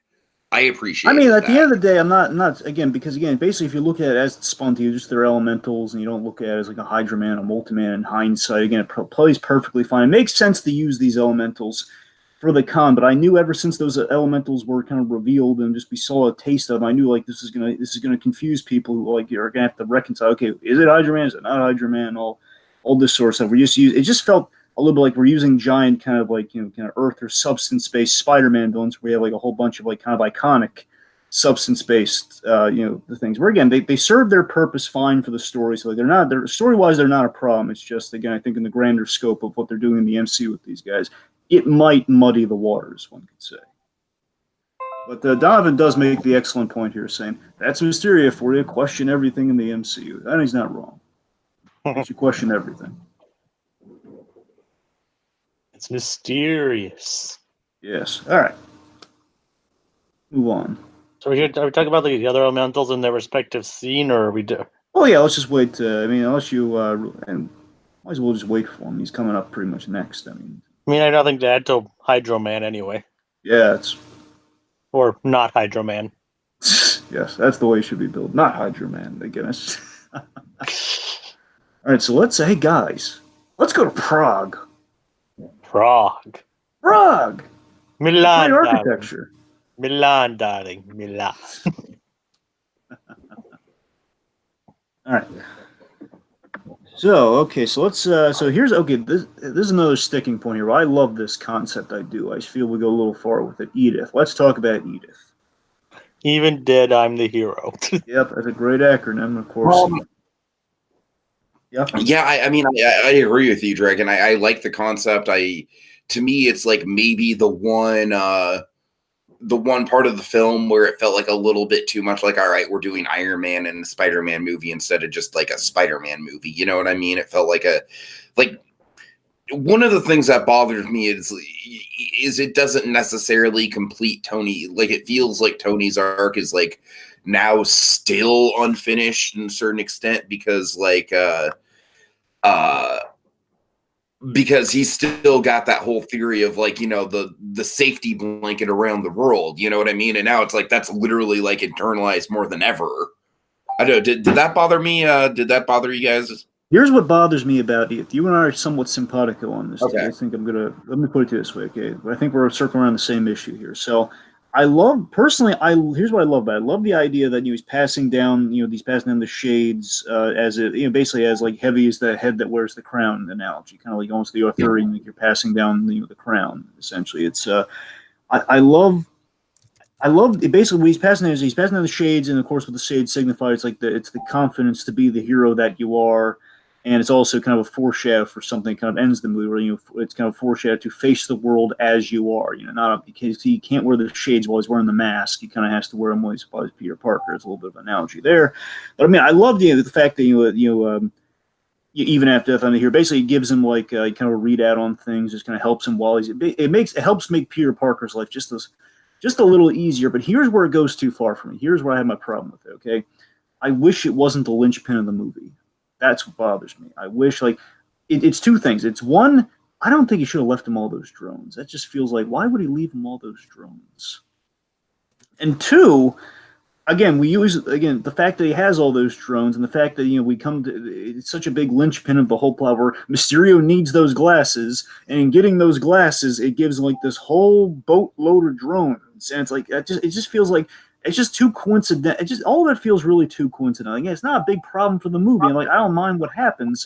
It just feels like it all hinges on this one element that just could have been like a little nice, like, oh, okay, it's a nice little symbol of Tony Stark that Peter has, and that's the way I wanted it to be. And of course, some people were speculating maybe either entirely as the voice, or maybe as maybe an audio recording, like a final goodbye. You'd hear Robert Downey Jr. one last time, maybe, I don't know, but didn't end up going that way. But again, in concept, it's kind of I don't know. I thought it was a nice little thing. Yeah, Jacob, what do you think about it? I mean, I thought it was like kind of lined up too good. It didn't really.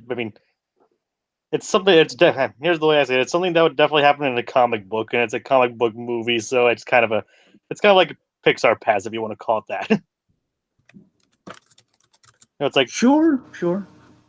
I mean, it doesn't really affect the story too much. Yes, it's a bit of a kind of contrived, but I think it works for as the story goes.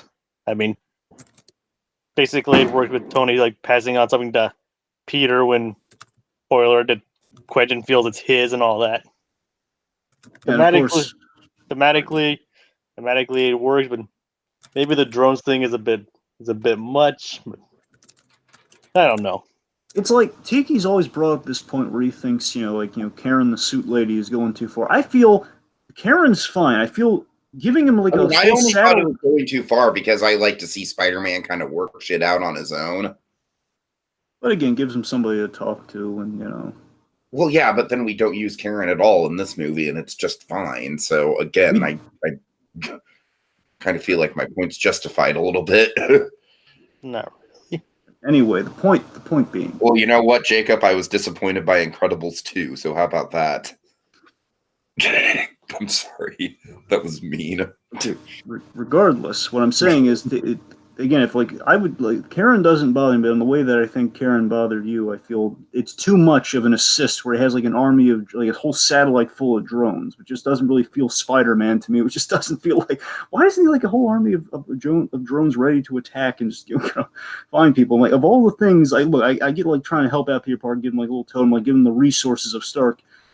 Of Stark Industries. That's one thing, but again, just giving him a whole fleet of commandos in tech form, essentially, especially after Ultron, that feels a little off. You know? Mm-hmm. But also, I want to highlight something Donovan said really well earlier on. He basically speaking to the glasses as a concept. Basically, just to summarize it a little bit here, the glasses again kind of symbolize as the crown that kind of Fury's basically as he says it here. But really, like when Nick Fury said about the prince or the king not being complete without his crown, and that's kind of the glasses are kind of the fulfilling element of it all, Heavy is the head, basically. That's what he said. Exactly. Yeah. All right. Maybe. Okay. Anyway, so speaking of Edith, of course, Edith does play into, I think, probably the most cuttable scene in the entire film, if we're being honest. The bus scene. We don't need that bus scene at all. We don't. Yeah, we really don't. And as a matter of fact, it kind of makes Peter look like an asshole.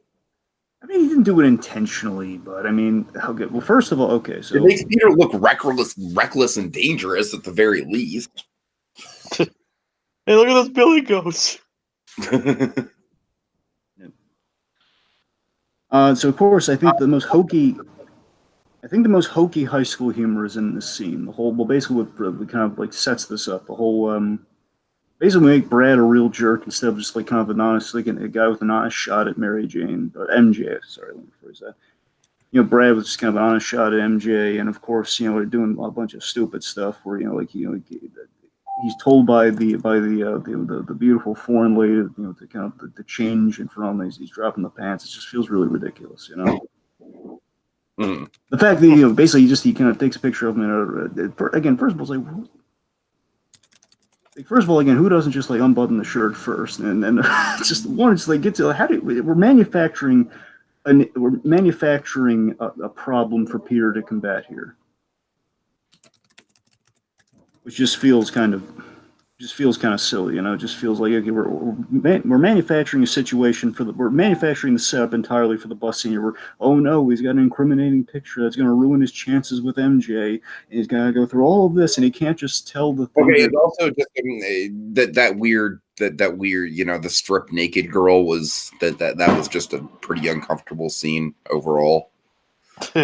That's what I'm saying. Like that whole that whole thing, followed by the fact that, of course, he can't just tell. Again, it's the very simple solution. Again, tell me this wouldn't just played a lot simpler and better. Okay, a little like, yeah, good for you, Peter. Moment where he tells, hey Edith, delete his photo.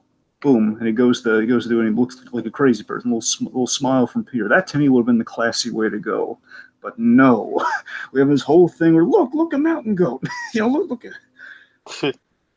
And then just like he has to destroy a drone that he has sent there again. Why does Spider-Man have drones? Like that to me is like the biggest problem with the movie. Where again, it's not nothing that hurts the movie. It's like this whole scene is like the only thing. Like if I had one problem with the movie, it's this scene. All of it's signified within this scene. But again, on the plus side, it's to knock Flash out finally, get him to shut up and get the glasses back. We do get to do that though. That did bring me a lot of joy. That made it worth. That makes it worth it. In a way, I guess. At the end of the day, it makes it more palatable. All right. Let's do a carnival. Have some heartfelt goodbyes and go to a carnival. What do you say? Right.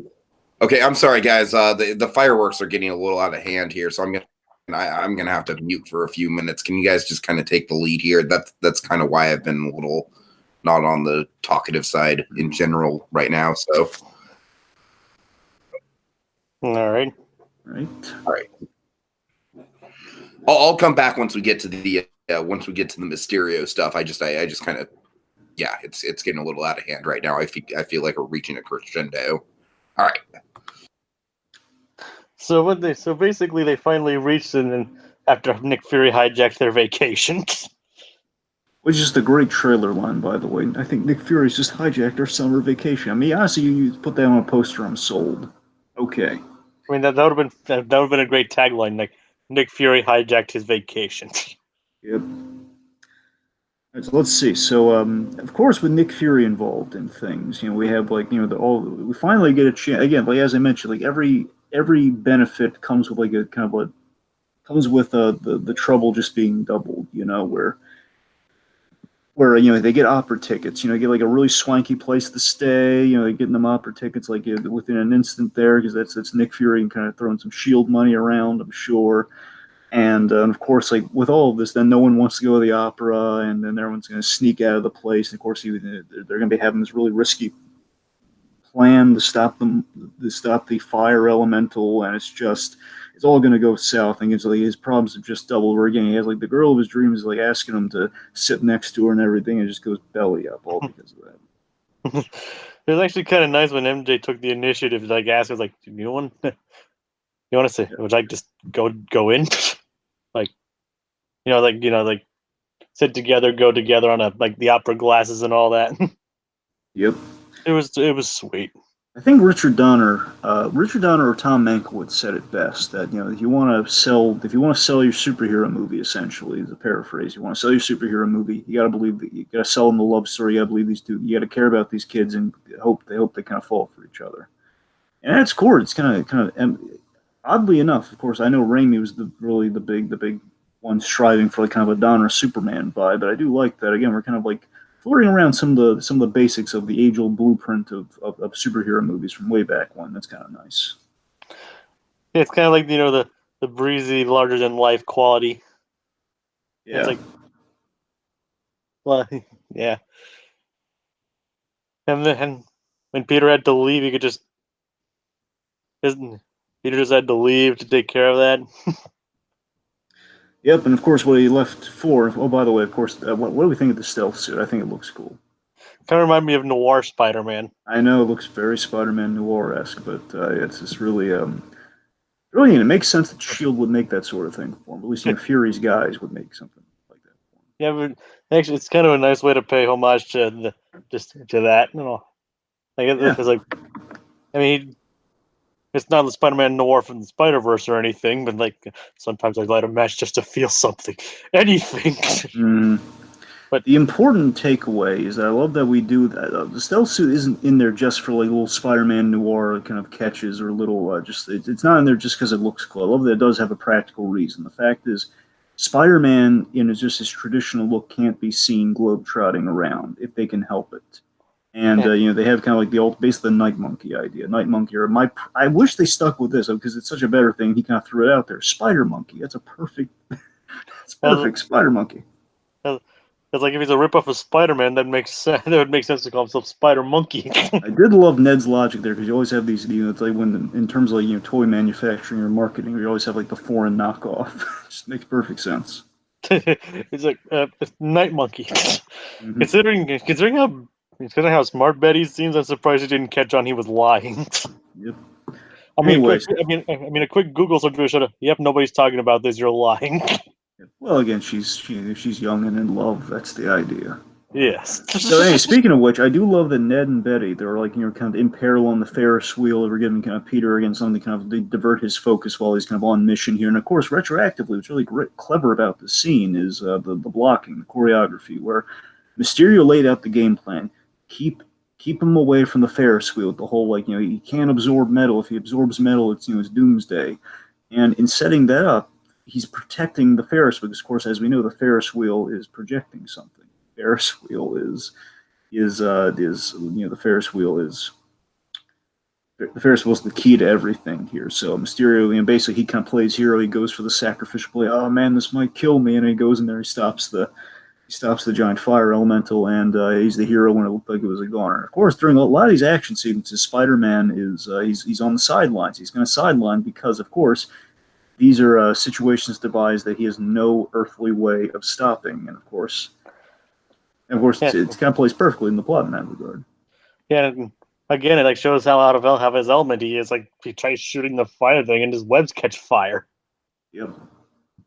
Which is technically kind of an amazing thing to pull off, considering that they're not even there. Yep. All right, so I guess that brings us to the point being that kind of day is saved seemingly, and I mean, kind of Nick Fury puts it in perspective. You're like, you got to ask yourself, what kind of hero are you? Like, what do you want to be? Are you gonna step up? So this is it's basically he's being a little harsh on Spider-Man here, saying you got to keep your head in the game. And basically, yeah, remember Spider-Man, he was protecting the civilians. He wasn't doing anything wrong necessarily, and he did help out. But Mysterio kind of saved the day at the end of the day there, and basically saying, you got gifts, Parker. It depends how you use them. Are you going to step up and be an Avenger or what?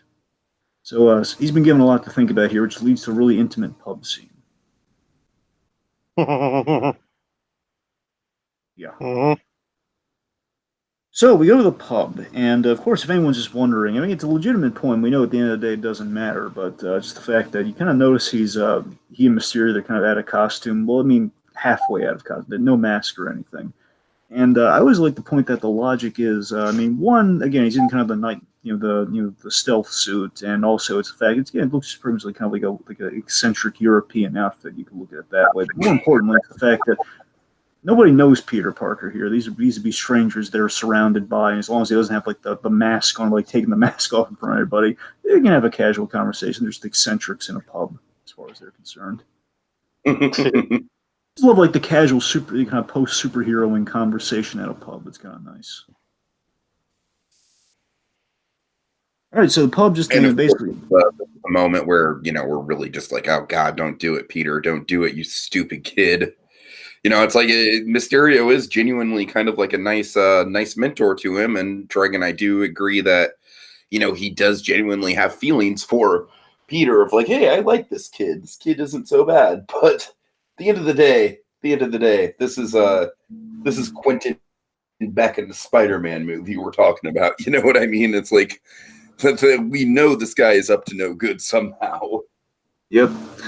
But again, I mean, in some way, shape, or form, you could read it as he's he's the good version of Quentin Beck. Maybe that evil one's gonna kill him and take over the Mysterio identity. You never know. Oh God, I'm so glad they didn't go that route. Thank God they didn't go that route. It could have, but it didn't, thankfully.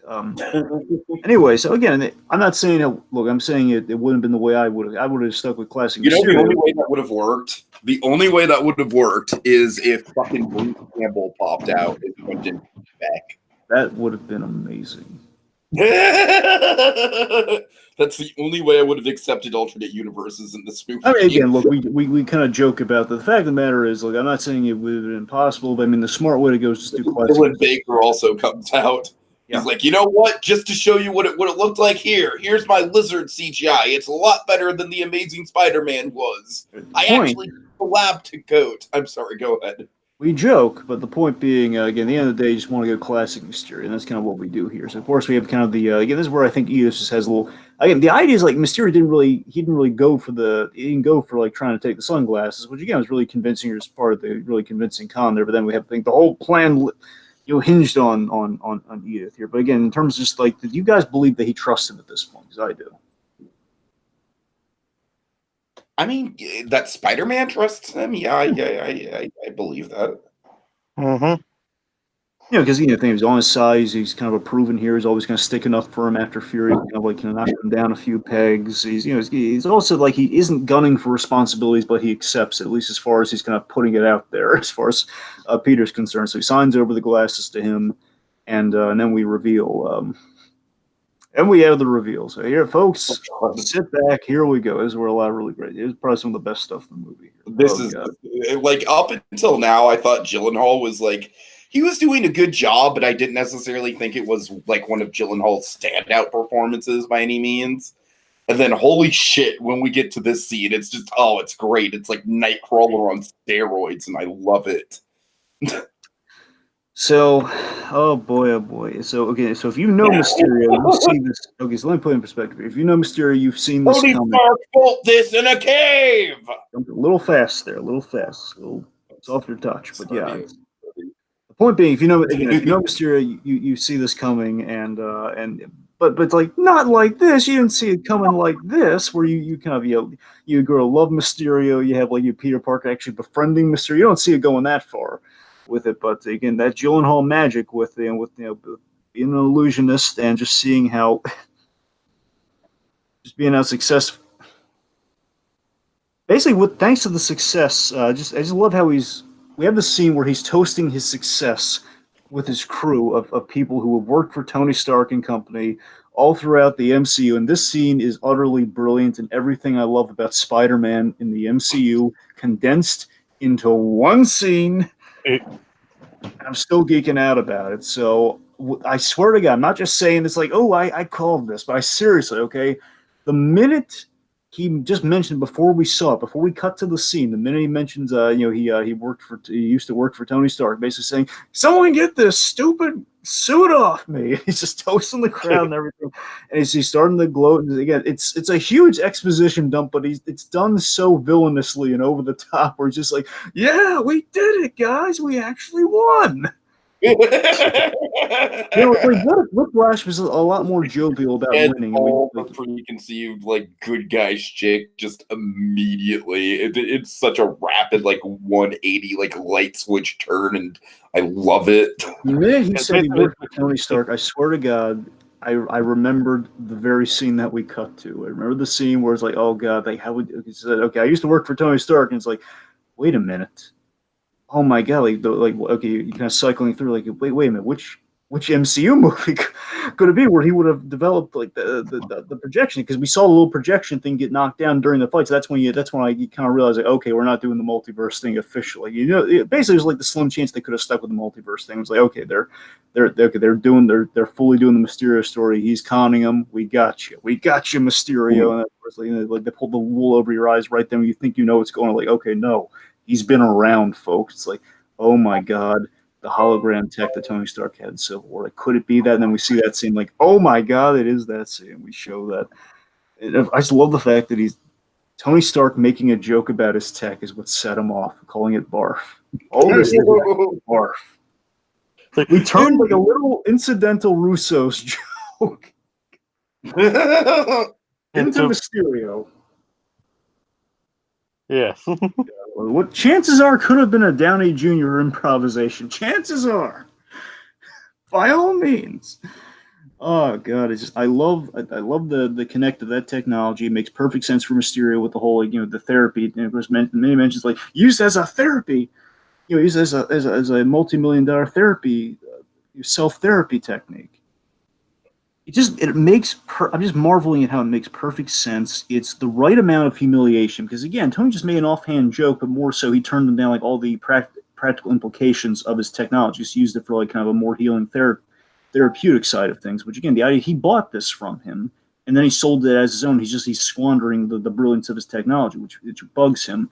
It humiliates the proud genius, and then he just calls it barf. Just it's the ultimate insult there, and then it gets really heady, folks. Then it gets like, yes. Then we go really far back. Okay, we go far back to Civil War, and then we go way further back. We go all the way back to Iron Man 1 with Dr.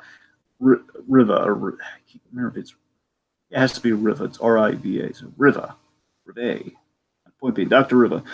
And of course, I know none of you are going to recognize that name, but as my associate wonderfully pointed out, Tiki, what do we know this man for? Tony Stark built this in a cave. Yeah, thank you, fireworks. With a box of scraps. Of course, a little fun fact. We mentioned this in the Iron Man commentary way back when. Of course, that scientist shaved his head for the role, at least shaved part of his head for the role. That scientist is Ralphie from A Christmas Story. That's Peter Billingsley. Oh, God. And the fact is, and again, that was the fact that Jon Favreau had, he knew him and he's worked, he, Vince Vaughn are really tight with Peter Billingsley. That's the idea. Peter Billingsley's directed some movies that they've kind of all starred, and that's how he knows him. And the idea is that he's worked him as like a little cameo in Iron Man. And he turns into the guy who helped Mysterio develop the tech and help him like, at least orchestrate how to pull off the whole time. I had no idea that was the same kid. It is. That's amazing. I will admit, though, I do love this concept. The one nitpick is I wish the group was either a little smaller because it kind of bugs me. The whole pub are in on it. It's like that's a lot of people that Tony Stark's ticked off in his lifetime. I don't know. I just wish the group was maybe a little smaller, or at very least, kind of, as I mentioned, I wish it was a little smaller and it didn't all hinge on Edith. Or again, it just feels like they have a plan, then we elevate the plan with Edith. Again, it's a nitpick, so it's not a major thing. Point being, though, the smaller group might behoove them. But let's talk about all the great stuff, though. So, my favorite thing with Mysterio, my favorite thing with this character, the stamp that we have with him, is we continue this new signature of the MCU Spider-Man villains. So far, all of our major Spider-Man villains, they're all very smart with how they operate and their philosophies. Think about it. Vulture, of course, he's the scavenger who's just kind of been wronged but kind of gotten the raw deal from the MCU. He's a smart criminal who knows how to operate under the radar. Vulture, always smart criminal. If you want to make the stretch, the Kingpin, I'd like to make that stretch. Kingpin, very smart character, but again, let's work on the big screen just for argument's sake. You have the Tinkerer, of course, guy who helped really builds all the tech for the Vulture, and we have the Scorpion, a guy who has ambition. He's again, you have like the drug operation. We have his basically facilitating the underhand dealings and everything. And of course, Scorpion, he's planning a big revenge thing on Spider-Man. Then we hit Mysterio. Mysterio is probably the most fascinating of all, where Mysterio has this wonderful philosophy. People will believe anything you tell them. I love this so much with this take on Mysterio. Because think about this. Mysterio, it perfectly fits him as an illusionist. We're very faithful to Mysterio, and we kind of work him into the practicality of the MCU with kind of the connect to Tony Stark. We're okay. He's not a special effects guy, but the way he operates in this movie is exactly how a special effect. It's a meta way we work him into this movie. He operates as when they shoot the Marvel movies, they would perceive the actual effects. He wear the mocap suits and everything. So he operates exactly like a special effects guy. So, I mean that's great, but he fits an illusionist, the guy who just works on what you tell him. So again, he's a guy in a whole film series where we're fixating on how the MCU operates with the status quo post Endgame. We're specifically working with post Endgame here. We're after everything that we've been through in Endgame. We're in a place where people will absolutely believe anything because they've seen it all. We have aliens, we have gods, we have giant purple Thanos. We have it all. We have people that disappeared. We have people that disappeared and reappeared after 5 years. Yes, that's the thing. And what I hear, this is what spoke to Gyllenhaal about the role. It's the fact that he's looking at the way we look at the MCU movies now, or it's the fact that people have all sorts of theories and speculation. Again, with the whole as I'm sure he was kind of people threw it his way. Like, are you playing an evil version of Mysterio that is going to get a good version of Mysterio is going to get killed by an evil version? Like all sorts of that. That's what drew him to the role. From what I understand, that's the hook of the character. That's what kind of I buy. That's why Gyllenhaal would take on this role. You get to play off of what Marvel movies have done to the movie-going audience at large, where people will believe anything you tell them. And basically, this is like it's a Mandarin twist. And here's the thing. Here's what separates it from the Mandarin twist in a good way. And both are good in their own rights here. But you see, a Mandarin twist. Sorry, let me rephrase that. This is the Mandarin twist with longevity versus one film. The Mandarin twist works really well within the one movie, and it assists that movie. I would even argue that the Mandarin twist is like it's an entertaining scene. Like I like it as a scene. I like it as a conceit. It is a good fake out, but honestly, it kind of kills the momentum of the rest of the movie. And as time goes on, I kind of see why people have a problem with it because, seeing Aldrich Killian yell, "I am the Mandarin," not one of the more flattering moments in the MCU. The concept the Mandarin thing kind of works in that. You're right. Again, it kind of takes because Ben Kingsley was just a lot more cinematic and a lot more imposing in that role. But it's just, that's what I'm saying. It's almost kind of like the Cottonmouth, the Cottonmouth thing with Luke Cage, just in a movie instead of a season of TV. Exactly, and of course, just the age-old thing of the Mandarin too is like, again, they sold us so much on that role. I could have seen him for the whole movie just as that Mandarin. I would have bought it because they did such a good job with it. And the idea here is that we do a twist where again we're not doing the multiverse, at least not yet. And again, we have the longevity of how true this is to that character, and again, what the aftermath of his plan is going to be, which we'll get to. The point being, all of this.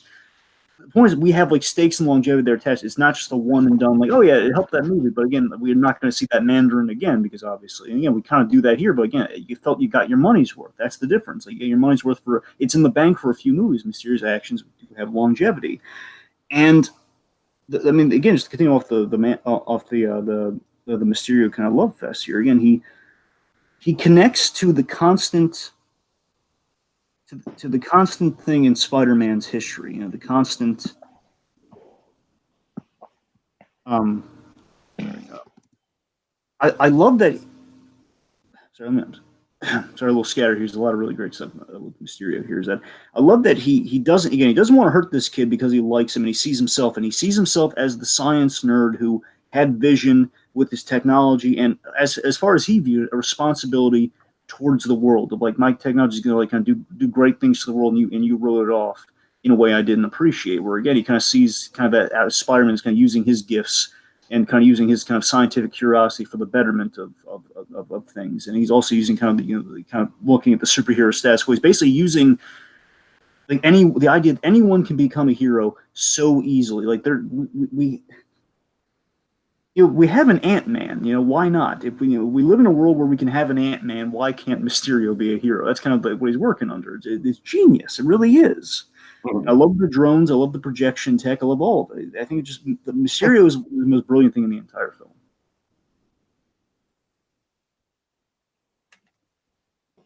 All right. Oh yeah. Right. Next up. So in terms of reveals and figuring things out, I mean, 67%, of course. Of course. I mean, still 67%. That's nothing to sneeze at. That's it's more than 40%. It's a passing grade. Yeah, not glowing but passing. So MJ, she figures it out, man. Again, sometimes Mary in the comics, Mary Jane kind of fucking spoiled in the trailer. Sony. Yeah, that's Sony for you. Jesus Christ, whatever. That's just like you said, Dragon. That is Sony for you. It's just kind of like old news at this point. For every Spider-Verse, there is a bad trailer. Right. Well, let me put it this way: for every Spider-Verse, there is a number. I wish that was the case. I know. I'm getting. For every Spider-Verse, there is a number of trailers that adds up to the runtime of Spider-Verse. Oh God, yes, that's a perfect analogy. Yes. There you go. All right. Yeah, so of course, classically, Mary Jane in the comics, classically, she sometimes she figures out that he's Spider-Man. She's known for a long time. We kind of hinted a little bit of that in Spider-Man 2, and we do it really well here. Where again, she's Zendaya. Let's talk about MJ as a whole too. By the way, I didn't really cover her a lot. So, how do we feel about Zendaya playing MJ? Now we've got a little bit more time to kind of spend with her. I mean, I liked her in Homecoming. She didn't get a lot to do in Homecoming, and I like her even more here. I think she's just kind of like that quirky, like she's honestly like totally my type of girl, in terms of just like the personality, the dark humor, the quirkiness. It's like, it's just my taste, It's like I like that kind of the exotic quality to her, if you will. So she's a perfect match for Peter in this sense. Oh yeah, absolutely. And what I like about it is like we have that subplot with the what the hell is that guy's name? I'm sorry. Brad Davis.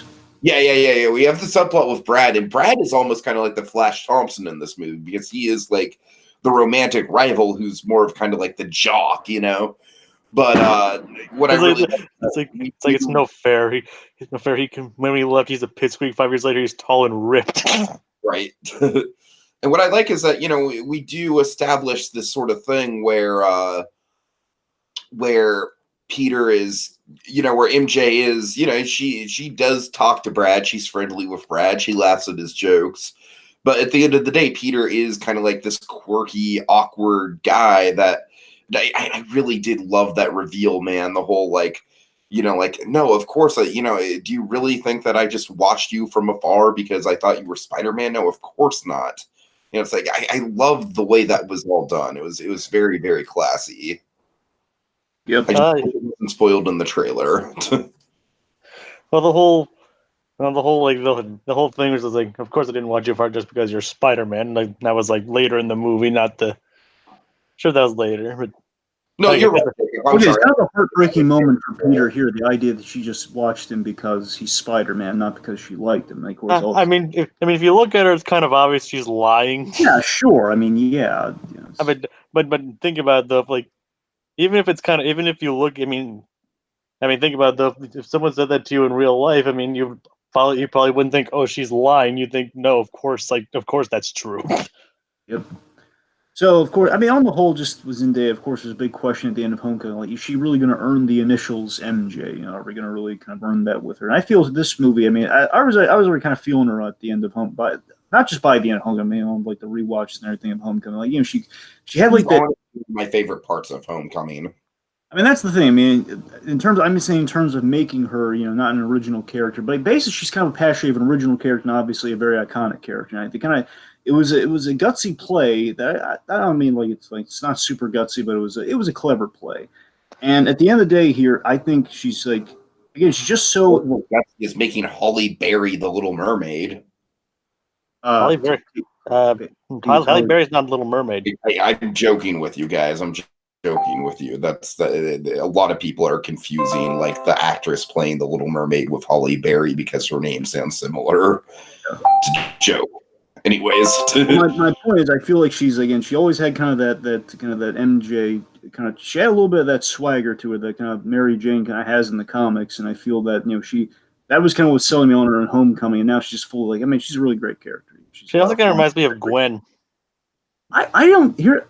I mean, Gwen in the sense that Gwen in kind of the better versions of her, she would know. I mean, when we say Gwen, do you mean just kind of classic Gwen, or do you mean like the amazing films Gwen?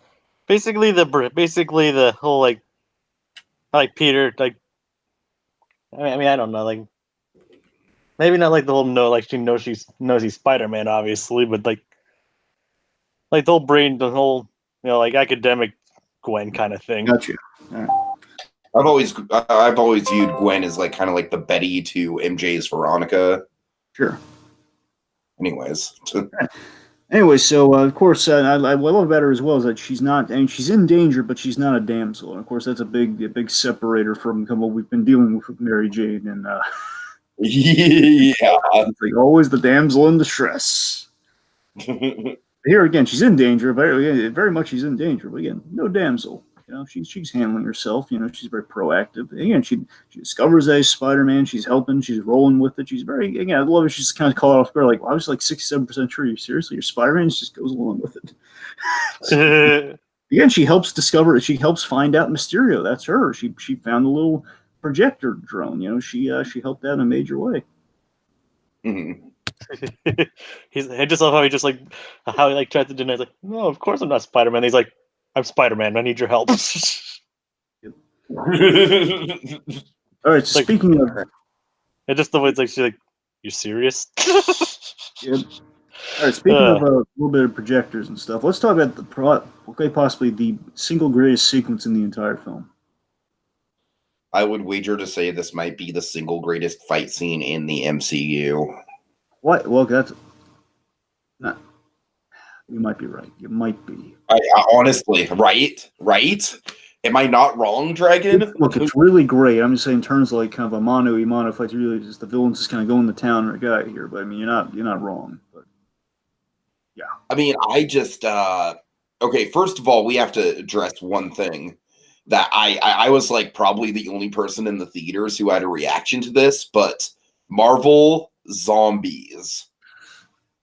Yeah, Donovan shouted that out too. Big Marvel zombie. Oh my god, that was such a fan pool. I loved it. That was terrifying too. I mean, I was so sucked in. I know there's a Marvel zombie thing occurred to me after the moment happened, but it was like while it was happening, I was so feeling for Peter Parker, like, oh god, how traumatizing.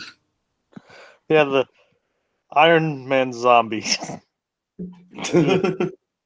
Let's give it a little context here. So I love, so of course, best part of the movie, and it's classic Mysterio. So again, if there's one, Mysterio's just great throughout this. This might be the most screen accurate portrayal of a villain's powers that we've ever seen in any comic book movie. Yep.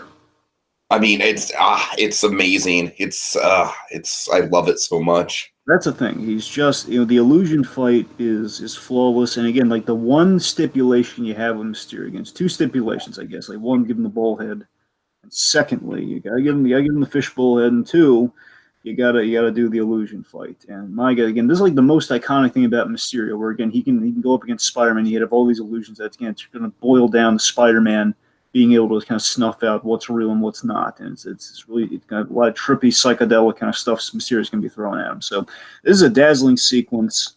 And we, the audience, the way this sequence plays out, we're in Spider-Man's shoes. We're unsure about what's real. It's like after Doctor Strange, they can achieve this sort of thing. I buy it. Like this is like Doctor Strange levels of psychedelic illusions. Mm-hmm.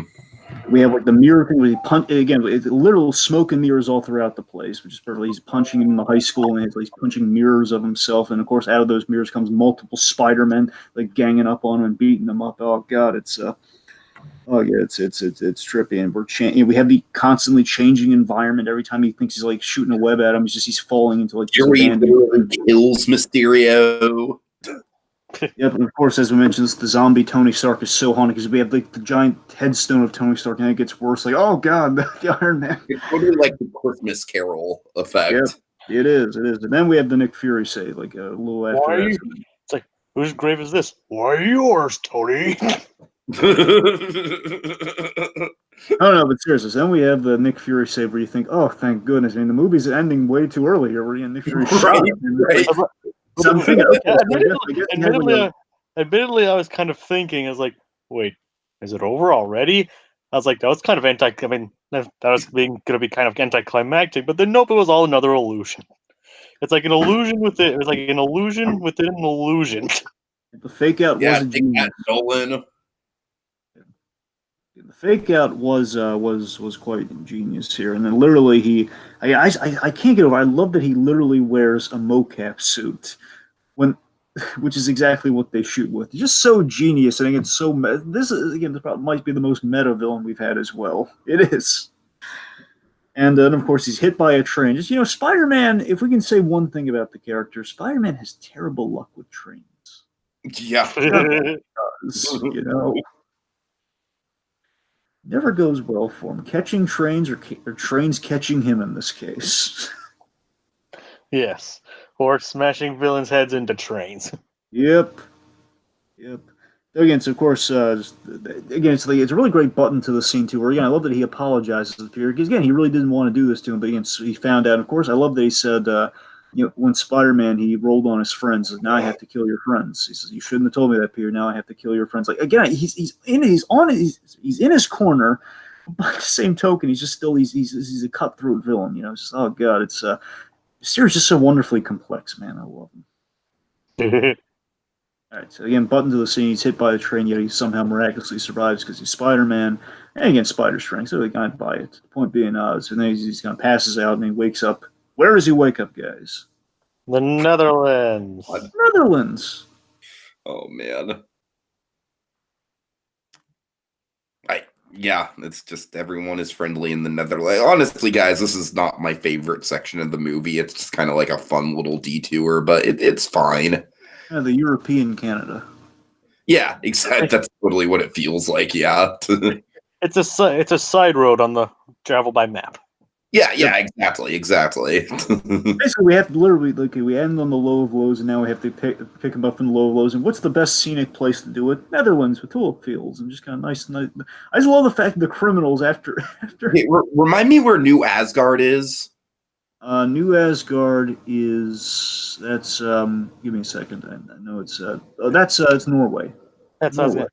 Okay, honestly, guys, I feel like that's like maybe a tiny little bit of a missed opportunity. Like I feel like other than the Netherlands, wouldn't it be great if he woke up in New Asgard? Yeah, it would have been. I don't know about that. If he woke up in Corgan Meek's apartment. Yeah, obviously they couldn't do that because if they do that, then you're introducing other heroes that could have helped him out. It's a whole can of worms. You can't do that. Well, Korg and Meek are going to help him out?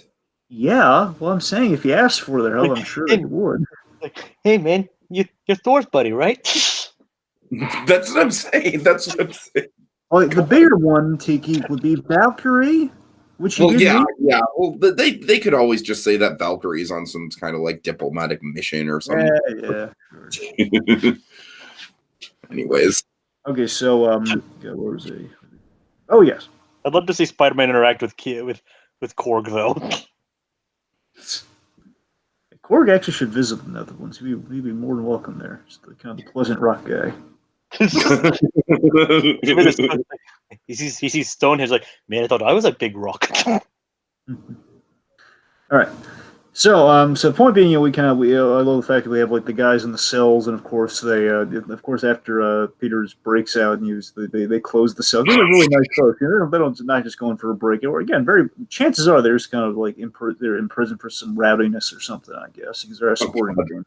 But again, they probably didn't do anything bad, so it's like they could have just left, honestly. But they're just really pleasant. Like, they believe in the judicial process. It's like, okay, we'll just wait here. And the guards wearing the Spider-Man mask. Yep.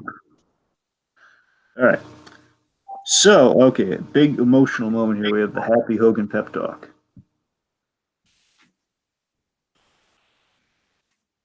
Yeah. I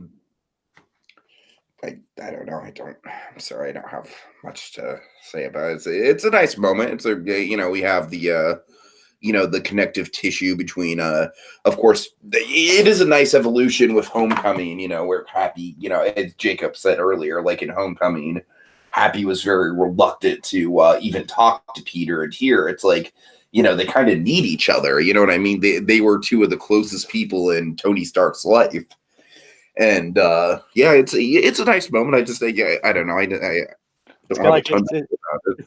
It's kind of like a surrogate brother and son thing.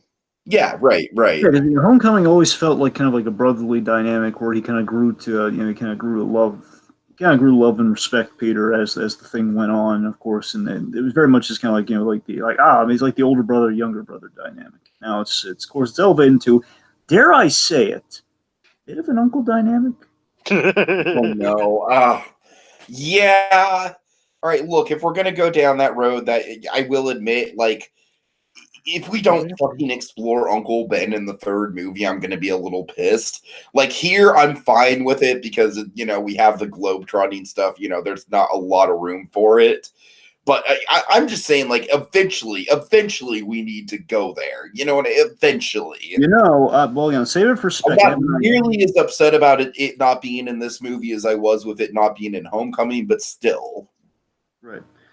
All right, let's see. So, anyway, just with the happy pep talk, I love that. I thought Favreau was really great. He kind of had, I thought he's, I love how his dynamic grew from Homecoming, with the whole, like, they were coming closer. Again, one could argue potentially kind of like a vaguely uncle dynamic. I mean, basically, he's the guy giving wisdom who's not a father figure per se, but he's just, just kind of like he's basically, you could still say the older brother thing, just whatever you want to make. The point being, just he's grown to be who's come to respect and kind of be more of someone he respects him. I love the perspective. He basically gives the perspective that Tony always questioned his actions the way Peter does, which is kind of basically helping reaffirm the whole you've earned the sunglasses. He gave those to you for a reason. He gave those to you because he believed in you and he believed that you're going to make the right choice and you're going to mull over people. Yeah. One of his best lines in that scene is like, Tony couldn't even live up to Tony. Exactly. And to me, the most beautiful moment in the whole thing is basically we have kind of a cheeseburgers equivalent here, from Endgame. We have kind of the cheeseburgers equivalent where he had that with Tony's daughter, and here he has that moment with Spider-Man, where he it's a really beautiful moment. Of course, it's kind of a meta passing of the torch thing from the director of Iron Man to kind of the new kind of Iron Man of the MCU. Yeah, for sure. It's so beautiful. I mean, me being the gadget nut that I am, I would almost shed a tear. I thought it was really beautiful work. He's passing the torch with the suit, and basically with the suit designing machine at the back of the plane. And of course, he's holographically projecting things just like Tony did way back in the first Iron Man movie. He put something on. He basically put the repulsor on his wrist in the holographic form, and he plays Back in Black. Of course, the very first thing you ever heard with Iron Man. Led Zeppelin. And of course, it's a little Secret Wars-esque too, by the way. The fact he's designing a suit and the idea on Battle World, you were able to design a suit and like kind of be a little room. Of course, that's where he found the symbiote and everything. It's a little ache into Secret Wars a little bit. Point being, though, I love that he's the next generation of Tony Stark and Peter Parker, and he's constructing his own Spider-Man costume. Again, that to me is like the whole. He's graduated from the classic Spider-Man suit. He's built his own. That's kind of nice. It's very reminiscent of when Tony was designing the first Iron Man suit. Yeah, and also, I just love the fact that he's coming into his own. It's the fact that, again, it's not the suit that Tony gave him; it's a suit that he built from scratch on his own. That's really nice. It's kind of like him, again, him earning the sunglasses and becoming the Spider-Man, not just Spider-Man. All right. Okay, so then we get into London, and we have probably some of the most satisfying Spider-Man action I've seen this side of Spider-Man 2. Oh yeah. I mean, Mysterio was an awesome fight. Don't get me wrong; like that was wonderful, like amazingly trippy. But this is like classic Spider-Man in terms of like the aerial, the acrobatics, the web swinging, the using the webs to hold up stuff. It's everything I love about Spider-Man action. And Remember underarm web gliding. Yeah. Remember when I was talking about how the train sequence in 2 is like the most Spider-Man action sequence in the entire franchise to date? Yes. This is pretty much top that.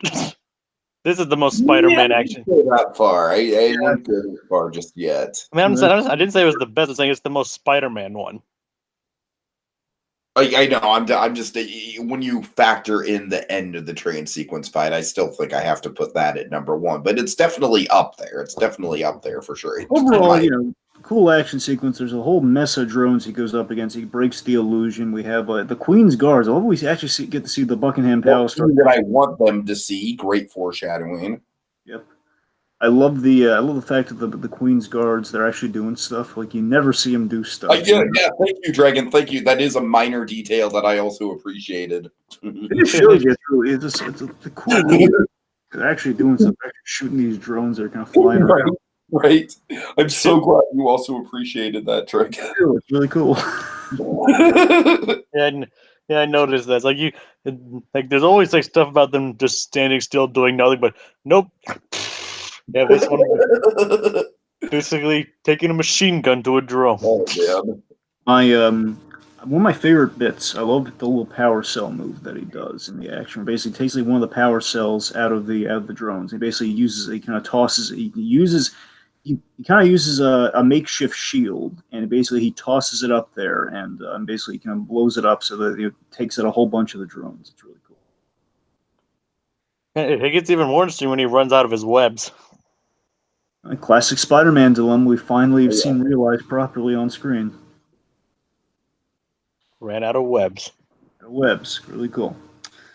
I gotta tell you, it's a little moment, but in all seriousness, again, Tiki. I mean, we had a little bit of it in Homecoming, but again, it wasn't really a moment where he ran out of webbing. It was a moment where he changed cartridges, but again, we haven't had that moment where he's run out of webbing. That's the very first time ever in film, live action, we've ever webs.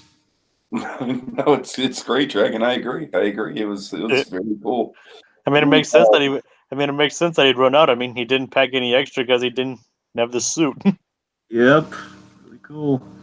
All right. Okay. So then meanwhile, Happy and the gang, they're in the vault. We have some really funny Happy. I laughed so hard. He throws the shield to try and knock down the drones, and he completely failed. How do that?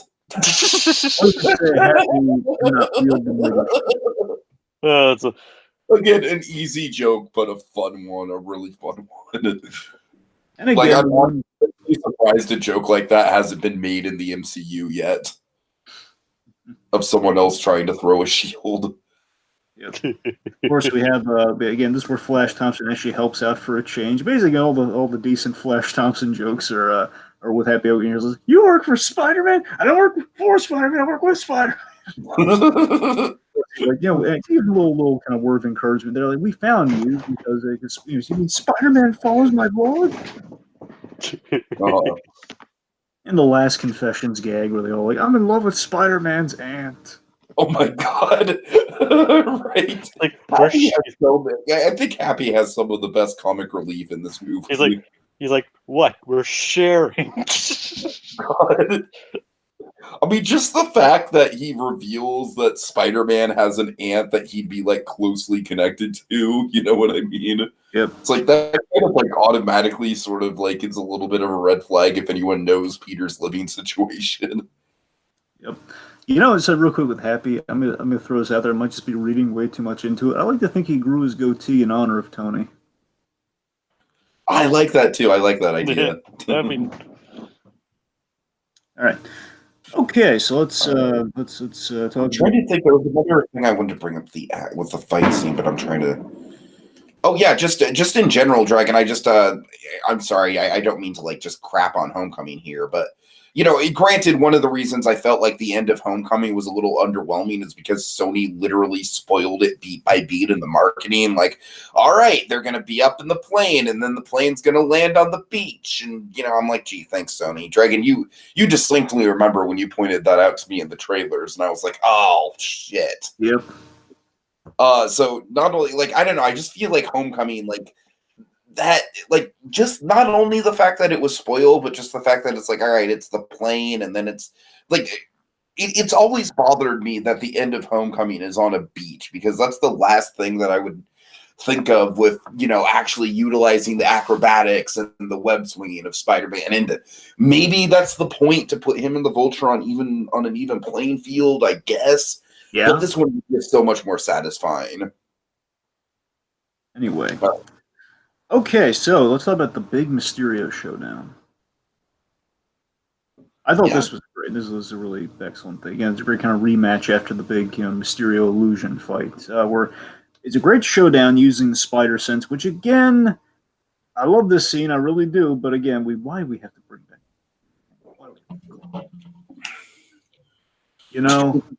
Like the one thing, why can't you just in that moment says, okay, Peter Tim, let's think spider sense. Gotta use spider sense. Why can't we just have like a little offhanded line, Come on. I hear you. Point being, I love that he's using a spider sense to see past the illusion. So that to me is a really dazzling sequence and use of Spider-Man's abilities. He's being really acrobatic in the scene. He's taking down all the drones very effortlessly because he's trusting within himself. Kind of the issue of the movie where he's doubting himself. The whole again earning heavy is the head that wears the crown. Like, can you do this still? Like, are you Spider-Man? Are you like the new Iron Man? He's just questioning himself. He knows he's focused on being Spider-Man.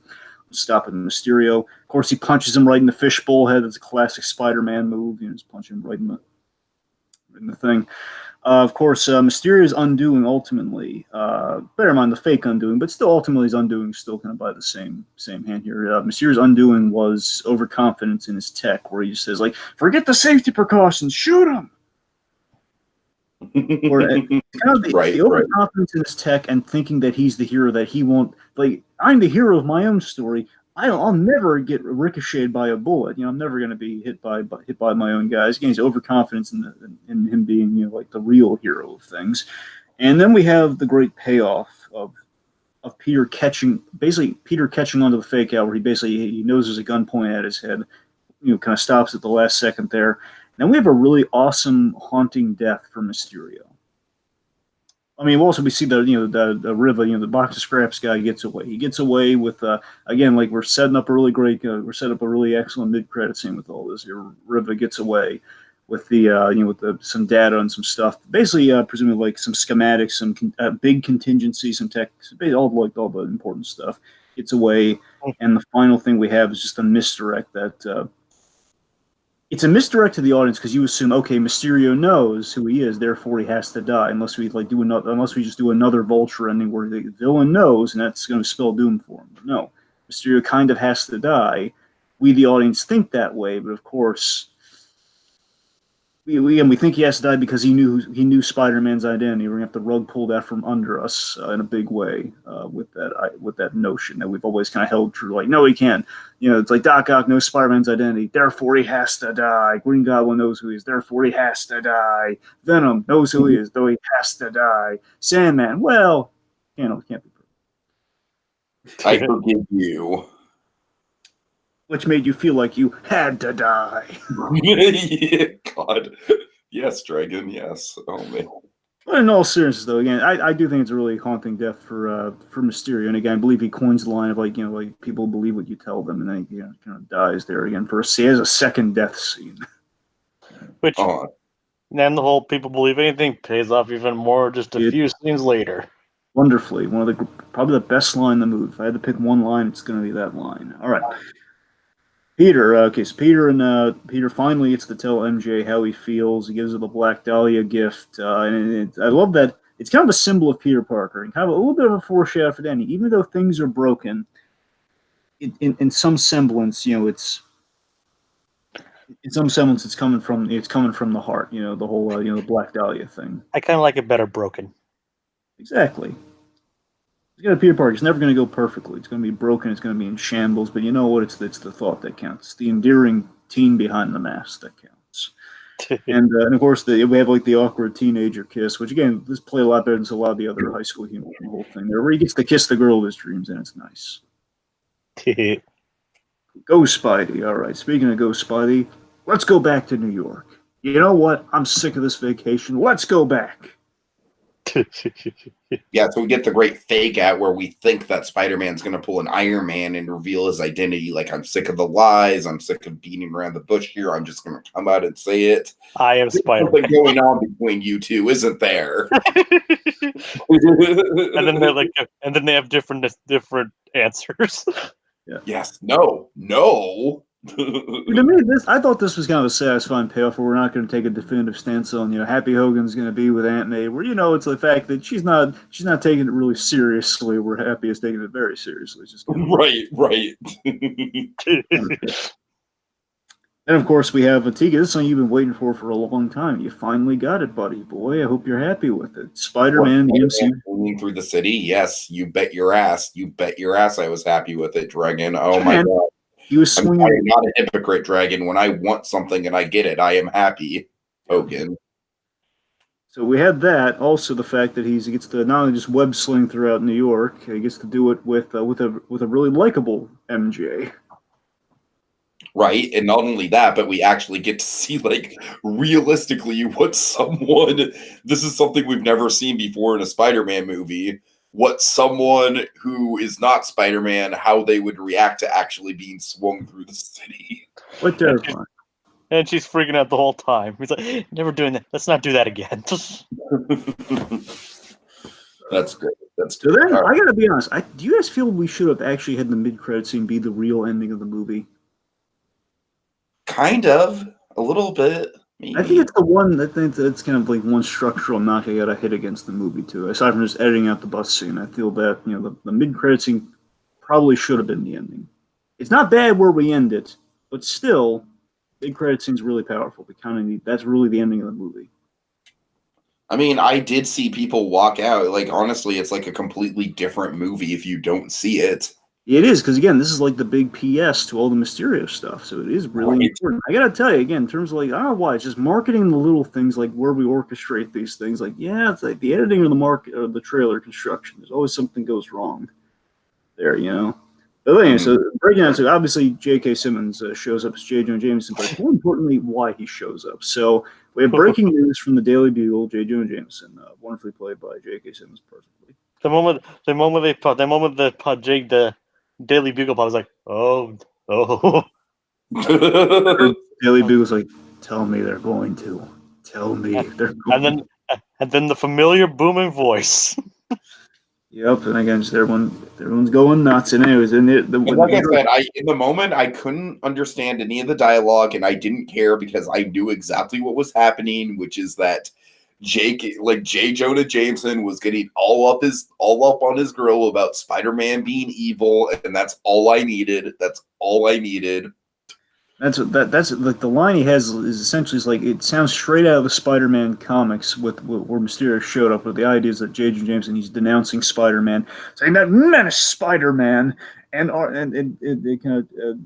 When he went up against that hero, that great fallen hero Mysterio. Basically, he's bolstering Mysterio. That to me was just the hearing him bolster Mysterio. Like, yeah, that's classic Spider-Man. Perfect. Who shall be known as the greatest hero who ever lived? That one right there. That's the line. Yes. Forget Iron Man or Captain America or even Thor. No, Mysterio. Yep. God. All right. So now we have the huge monolithic shift in status quo. This is big. Very big. So Mysterio is big contingency. Now, of course, some people wonder if Mysterio is actually dead. I have a theory. We'll get the spec. I just had an idea of what we're going to do with Mysterio. The point being, in Mysterio's last moments before his death, whether it be real or not, before his death, which I do think is real, by the way. So Mysterio's death, he incriminates Spider-Man. Basically, he's doctored the footage a little bit. Basically, kind of come during the fake out. Basically, when Spider-Man walked up to him, he used that footage and he edited. And he had like a little thing before where he's saying like, guys, listen, Spider-Man's in case I die, know that Spider-Man's responsible for all this. He said he used Tony Stark's, he used a Stark Industries satellite. And he used a Stark Industries satellite full of all these drones to do all of this. I tried to stop him. He might kill me. So basically, he's framed Spider-Man for murder and just overall just attacking London, all this stuff. And to top it all off, and again, on the edge of my seat, knowing, of course, logic, you know where it's going to go. It's for a moment they were playing, please don't, because the transmission cuts out a few times. Like, please don't finish it. Please don't finish it. No, Spider-Man's real identity is. And Peter Parker, not only that, the image of Peter Parker just springs up on the screen for all to see in Times Square, especially, probably around the globe, but at the very least, Times Square. Peter Parker's face is on the jumbotron, and it's just like, holy! It ends pretty much the same way as the last one did. Yep. Someone going, "What the fuck?" Yeah. Oh yeah, and it's just a huge shift in status quo. He's just again, we basically did Civil War a few movies late, and again, honestly, we had like the negative version of an I Am Iron Man. That's pretty much what we did here. Where again, it's like, oh, like I am Spider Man, but again, like folks, there are great stakes. This is not going to go over well. It's like I'm Spider Man after being accused of these very serious offenses that I can't 100% refute. And again, the ultimate payoff. Because technically he did say execute it. He did. So. He did. And of course, the ultimate payoff, the reason this is just so brilliant is, again, people will believe anything in the way that this correlates to. People will believe anything, and the thing that always is Spider-Man's undoing, the fact that, again, his undoing in life as a character is always that people are going to buy into the bad press that the Daily Bugle puts out about him on a daily basis.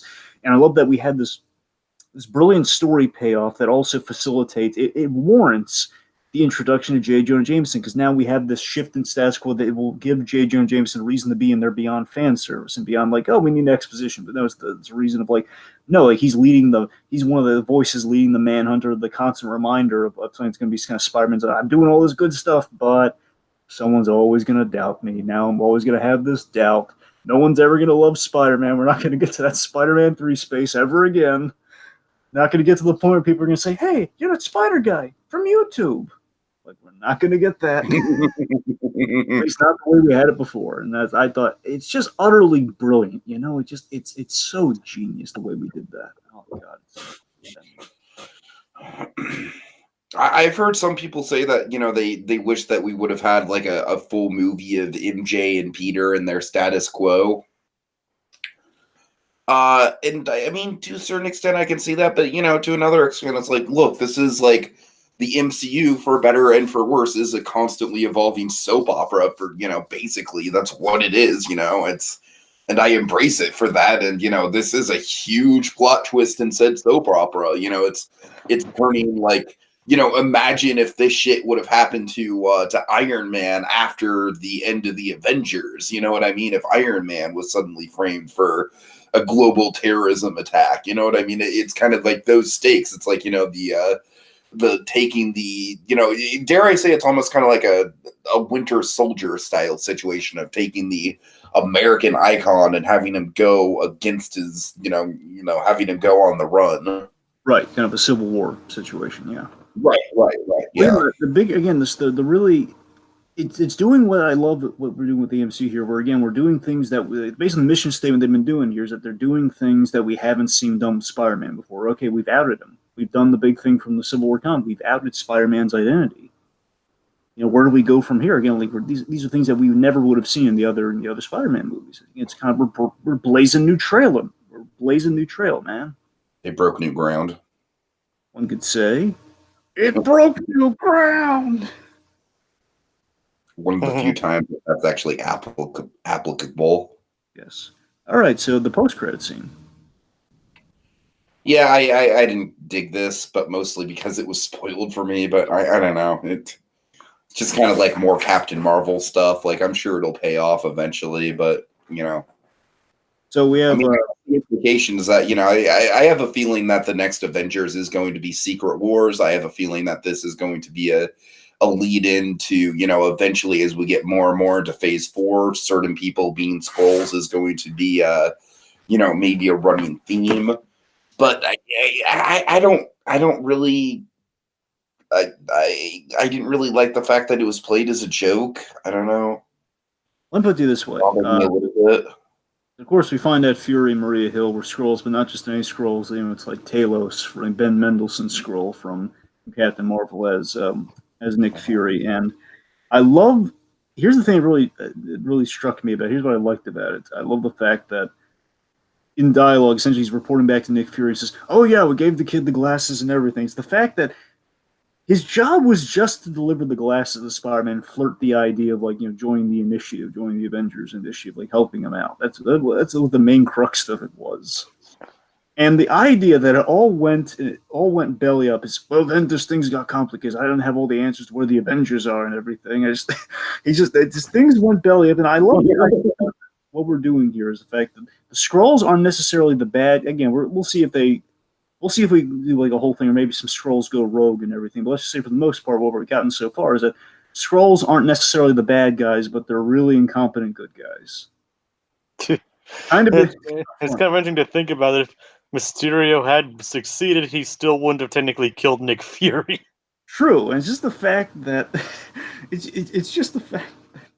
Oh God, I'm sorry. It's kind of funny. It's just the fact that it's just. I'm just losing my place here. It just all went so south because he could have caught on. He didn't catch on to it. If it was actually Nick Fury, he probably would have caught on to the fact that Mysterio was up to something. But no. Absolutely. If it was Nick Fury, if it was actual Nick Fury, then I don't think Mysterio gets past the first meeting. Honestly.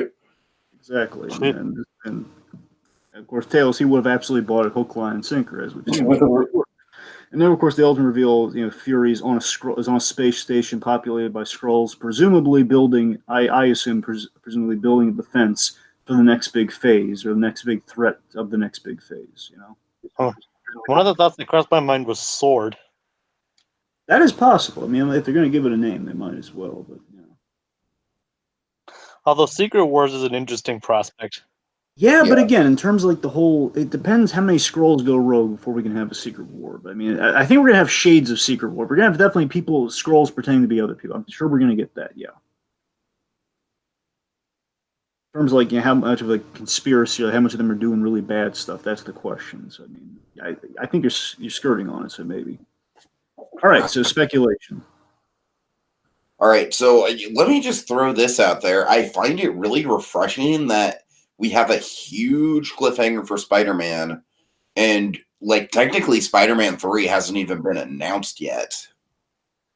Not yet. Again, hopefully during the San Diego Comic-Con coming up, hopefully they'll I'm sure we'll get a lineup in Comic-Con. I'd be very surprised if we didn't. I mean, along with probably the rest of Phase 4. Oh yeah.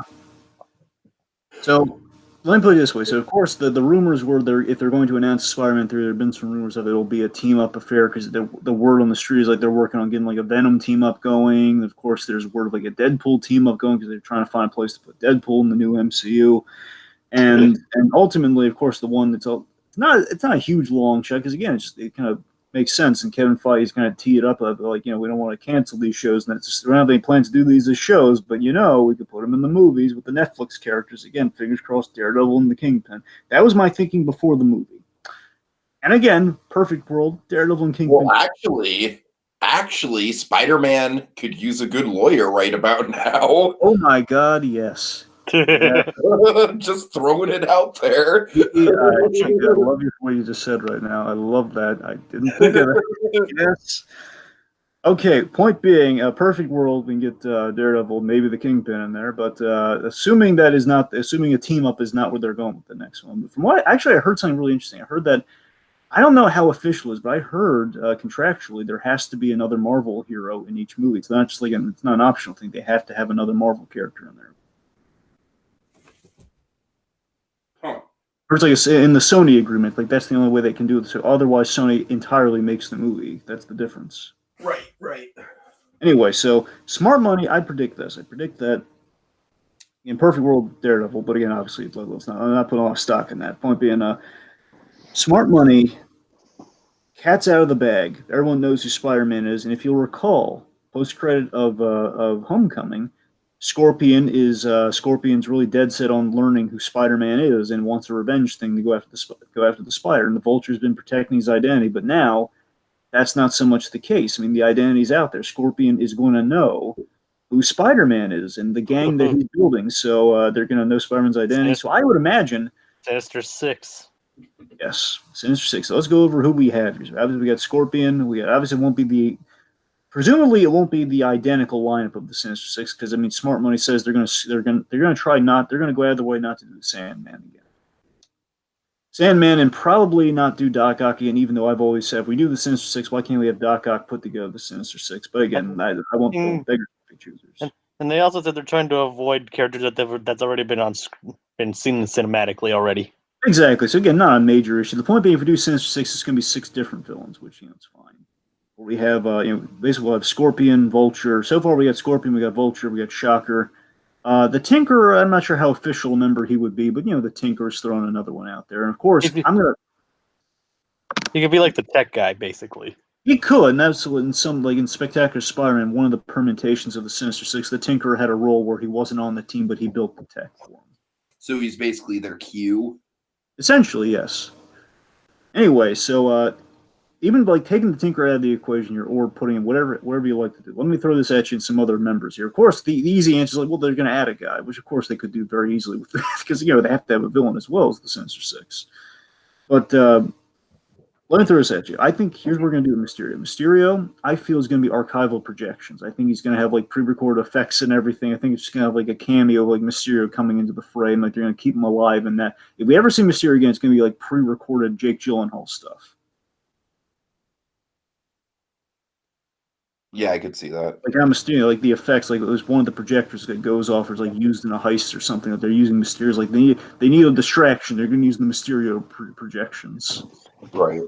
Okay. In the very image that we have before us here, on the very left, that guy with the beard, Dimitri. That man is named Dimitri. Now, folks, Deep Cut Spider-Man, Dimitri is the name of the chameleon. Mm. Now, a lot of people are speculating that the chameleon, again, of course, many people were thinking that maybe the chameleon was going to be Nick Fury. We didn't go that route, but I'm going to throw this at you, okay? Dimitri, one of two ways. People have thrown out maybe he uses the projection tech to be the chameleon, like the Spider-Man animated series. They gave the chameleon a projector. That's how he did the whole shape. That's how he did the whole like man of many faces gimmick. I would argue, given the fact that both Nick Fury and Maria Hill were Skrulls, I think he's a Skrull gone bad. I think that's how we do the chameleon. Huh, I like that. Yeah. Fits the whole shapeshifter angle. Yeah, again, would fit him perfectly. Wouldn't be just a rehash of the projector thing, which I wouldn't mind if they did the projector thing. But again, Skrull would make sense given how. Again, imagine most of the. Again, we only saw like 3 or 4 agents. I mean, why couldn't they be Skrulls? Okay, I'm going to throw this out there if we don't do Sinister Six, because honestly, I feel like Sinister Six is like, I'm just saying, like, I feel like there's enough stakes just with Spider-Man being on the run that Sinister Six kind of feels like its own story. But let me pitch you a villain that I think would work perfectly for Spider-Man on the run, all right? Fucking Kraven. I know, right? It was about Tiki. You beat me by my next pitch, but yes. Yeah, I mean, that's the movie I want to see. I think we need to save Sinister Six. I think we still need to do a little bit.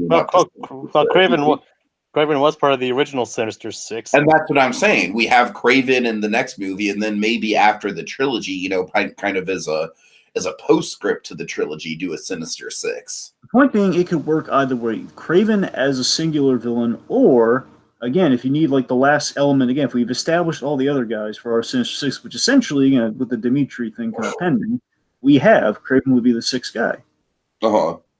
In doing so, again, to me, Kraven has always worked better as a standalone character, though. That's true, and of course, Tiki, if they ever announce Kraven, which again, I'm hopeful for Kraven. Personally, Stefan Kapusek. That's who I want. Yeah, I can see that for sure. regardless, if they, and he wants to play him. Point is, if they ever do Craven, of course, you hear that announced, everyone's going to say Craven's last hunt. Which, of course, if it's his first movie, why does it have to be his last hunt? Right. So, but Tiki, I'm actually simpatico with you. Where again, Manhunt, you absolutely should do Craven now, whether it's like Craven being hired by somebody or And technically, even Venom was once part of the Sinister Six. Oh, exactly. But again, in terms of the if it's going to be the Tom Hardy Venom, like it's sounding like they're going to go that route. They're probably that's kind of why I feel like they should wait, because I feel like they need a little bit more time to iron out the details on how they're going to work. And like I think it's inevitable that we're going to see Tom Hardy Venom. Like if J.K. Simmons can be a part of the MCU, I really see no reason why Tom Hardy Venom can't be a part of the MCU. Again, so the question, like, how lethal protector are we going with things? Like, how anti-hero versus, versus kind of traditional villain of Spider-Man are we going? Right. Okay, other theory. Okay, so Tiki, I'm absolutely with you. If I had to pick one villain, I too would pick Craven personally. In terms of like who would be most thematically appropriate. There's one other really great call that you and I we've speculated on certain debates here. Okay, a different approach to Norman Osborn. Oh, yeah. I mean, that's also something that I feel like we really need to start laying the groundwork on for sure. Like, if anything else, just because I feel like Norman Osborn can factor into bigger, larger scale Avengers type stories. Now, with Norman Osborn, what you really have, and again, this would be really great fodder for a trilogy when you think about it. Again, doing the businessman Norman Osborn. At least kind of point being businessman. I'm not saying we can't do any Goblin, but let's just focus primarily on Norman Osborn, if anything. Norman Osborn as, again, kind of the corporate kind of political foe who's basically using what the Daily Bugle and everyone's throwing at Spider-Man. Basically, he's going after Spider-Man in the public eye.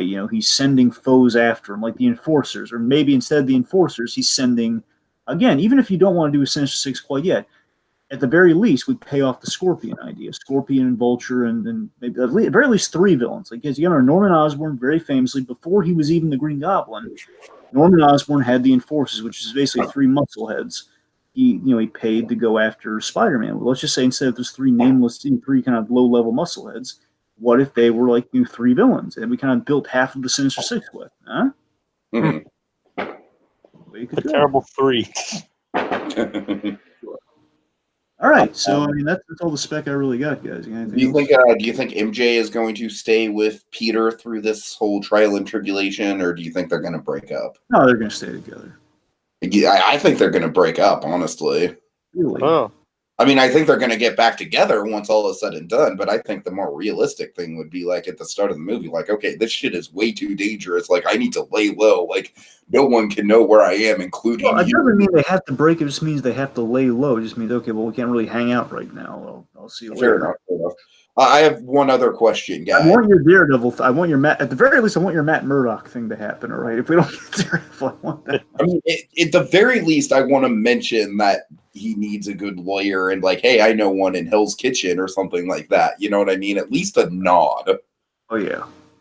So I have a question, just a kind of fun thing to round things out. So we've had Homecoming, we've had Far From Home. What do you think is going to be the next Home title? Oh man, you're right. We have worked in Home a lot. There's no place like Home. There's no place like Home. Yeah, that's the one that I instantly went to. No place like Home. Home wrecked. Or No Place Like Home, just to kind of jazz it up a little bit. No Place Like Home. Spider-Man, No Place Like Home. I like that. Or Spider-Man, Homeward Bound. Homeward Bound. That's a good one. Or if we do Secret Wars just by throwing it out like out of left field, like let's send the space game. Let's call it Spider-Man Homeworld. Oh God. Homeworld. or okay, with high school Spider-Man Homework. Homework. Okay. If I were a betting man, I think we have like an over 20% chance of it being something of a play of There's No Place Like Home. Donovan has a suggestion. Donovan suggests Spider-Man Welcome Home, which is not bad. I like that. You're seriously optimistic. I feel like that's a little bit more. That's a little bit reminiscent of Homecoming. That's a fair point. But regardless, though, I like the idea. I think he and I are kind of skirting around a similar idea of Welcome Home. Like there's no place like home in the sense of he's going to be persecuted in the next movie, but it's going to be like an ironic type. Like oh, there's no place like New York. We're going to do it. Kind of hate Spider-Man. Well, the point is like New York's turning on Spider-Man. I should say. I'm thinking no place like home. I'm gonna put if I were a betting man, I'd put my bet on it right now. Assuming they go with home for a title, that's the best one I got. So. Yeah. That's assuming they stick with home. Of course, there's always the off chance, like maybe I don't know, Spectacular Spider-Man, or like one of the other acronyms. Fucking Spider-Man 4. Actually, there's one. Okay, this is important though. There is one actually. One theory we should talk about. Some people have pointed out the Spider-Man suit. The new one that he has at the end of the movie has black on it, and there are two Spider-Man suits this is reminiscent to. One is, of course, there's the Superior Spider-Man suit. Of course, I'm not saying they're going to do the whole like Doc Ock thing, but you have that, and of course, I think the more go-to one, Miles Morales. Yes. Of course, I mean, the gutsy thing, if they do Norman Osborn, imagine how trippy it'd be. Norman Osborn just collects the Sinister Six, or at least gets, however many you want it to be, slathering all six of them, whatever.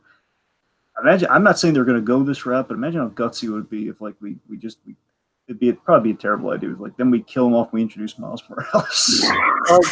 Well, speaking of that, actually, what if Prowler was one of the Sinister Six? I mean, Aaron Davis was in Homecoming.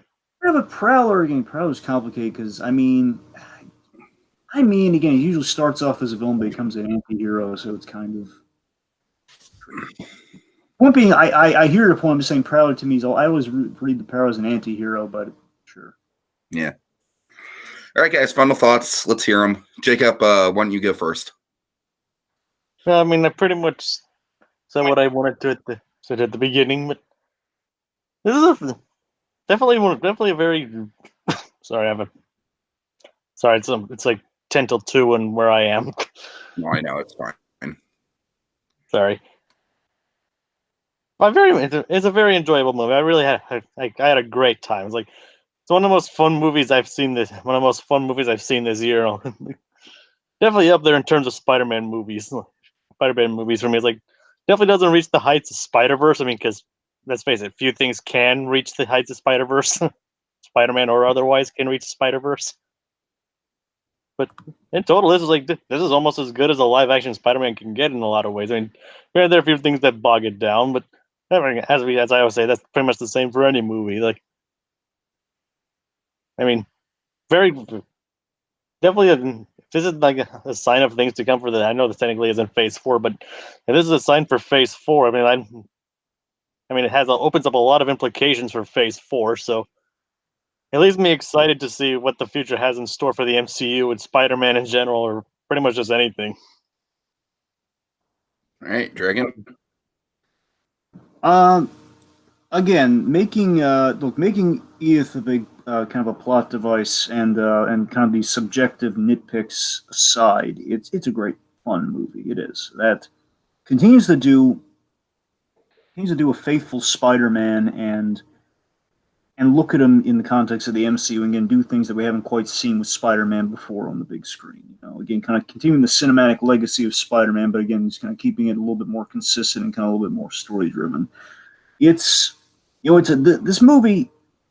Again, I guess the kind of full circle, because I didn't make the point anywhere throughout. I mean, again, the thing in comparison to Homecoming, because again, it really shouldn't be just a compare and contrast to Homecoming, because again, it's its own movie, it's doing something, it's continuing that story. It's not really supposed to be like compared to Homecoming, but looking at Homecoming though, it's I say Homecoming's more consistent in that again, I think we have a little bit. I think the story makes a little more sense. I think everything kind of pays off within that story. Where again, I have these few little plot critiques, but whether Homecoming's more consistent or maybe has the better story. I mean, comparatively, where again there are a few holes in this story, a few things we don't need.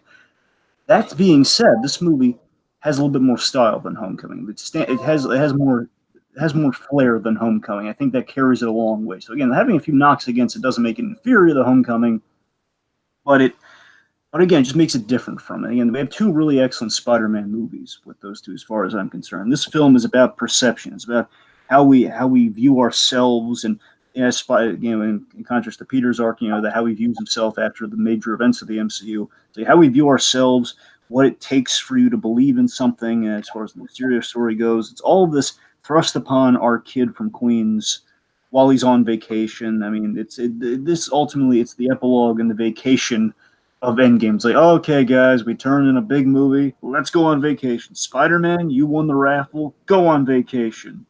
Little does he know. So it's basically and Spider-Man again.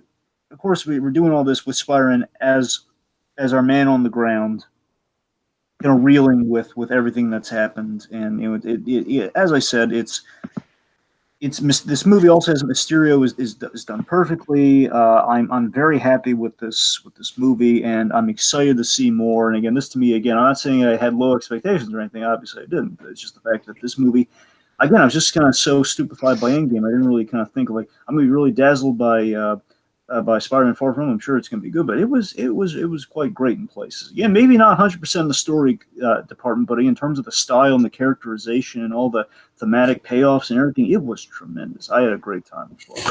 It was Great. You know what? I am going to just kind of take a cue from something that I used to do on this channel a little bit more, and I am just going to go ahead and read off the what I wrote on social media, my first reactions walking out of the theater on social media. But before I do that, I have to kind of scroll through it. So sorry guys, just give me 1 minute here. Apologies. Thanks to Donovan for tuning in, by the way, too. Just like, welcome, Don. Yeah, seriously, Donovan. Thank you for sticking with us for the what this must be like a little over 2.5 hours. Yep. Well, I just have another festival on Morbius. So it's kind of a late thing. Right. Well, I mean, Morbius, yeah, that's another. We'll see how that goes. I mean, the whole vampire thing might be a bit of a stretch. I mean, if they get Jared Leto, that's what I'm worried about. Let's see. All right. Homecoming was not my Spider-Man movie. It had way too many jokes, not nearly enough personal stakes, and a distinct lack of web swinging and other traditional Spidey stuff in favor of basically making it half an Iron Man movie. Far From Home fixes all of this. What a massive step up. And there you have it, folks. Just my opportunity to kind of crap on Homecoming a little bit on my way out the door. I'm sorry, I wouldn't have done that if I realized it was so negative about Homecoming. My bad. But in all seriousness, though, folks, like Homecoming's a good movie, but it is kind of like on my lower echelon of MCU because it feels so kind of bright and breezy, and there's not a ton of personal stakes to it. But this is kind of the opposite. I mean, it's a big, grand adventure. We get all kinds of cool Spider-Man action that we really didn't get in Homecoming because of its limited location. We have some of the most creative fight scenes in the MCU. We've got just a bunch of dynamic aerial action, which I just love. And not only that, but it's just a really, really good personal stakes Spider-Man story. It's a great Peter Parker, it's a low stakes story until it's not. And those are kind of some of my favorite kind of superhero stories. And I am very, very much looking forward to the future of this franchise going forward. I think Sony has finally kind of figured out Spider-Man again. I definitely think in terms of live action, this is like easily the best live action Spider-Man movie we've had since Spider-Man 2. Like, not even a question to me. And yeah, can't wait to see where we go from here. All right. So thank you guys so much for joining us. Thank you, Donovan. It's been a fun run. Have a happy 4th of July, everyone. In terms of spoiler casts, I mean, granted, it's not really going to be a traditional spoiler cast per se, unless they go really radical on us and be like, hey, by the way, they also, not only is The Lion King an adaptation of the first movie, but also the second movie. And it has focus on the geopolitical politics of Hyenas. Right. But Dragon, you are seeing out The Lion King, but Jacob, you're seeing Lion King, right? Planning on it. All right, so Jacob and I will be back for a spoiler cast on The Lion King. In the meantime, Christmas in July starting up, folks. Where we've got some good stuff planned this month. And yeah, that's it. See you guys later. Stay tuned.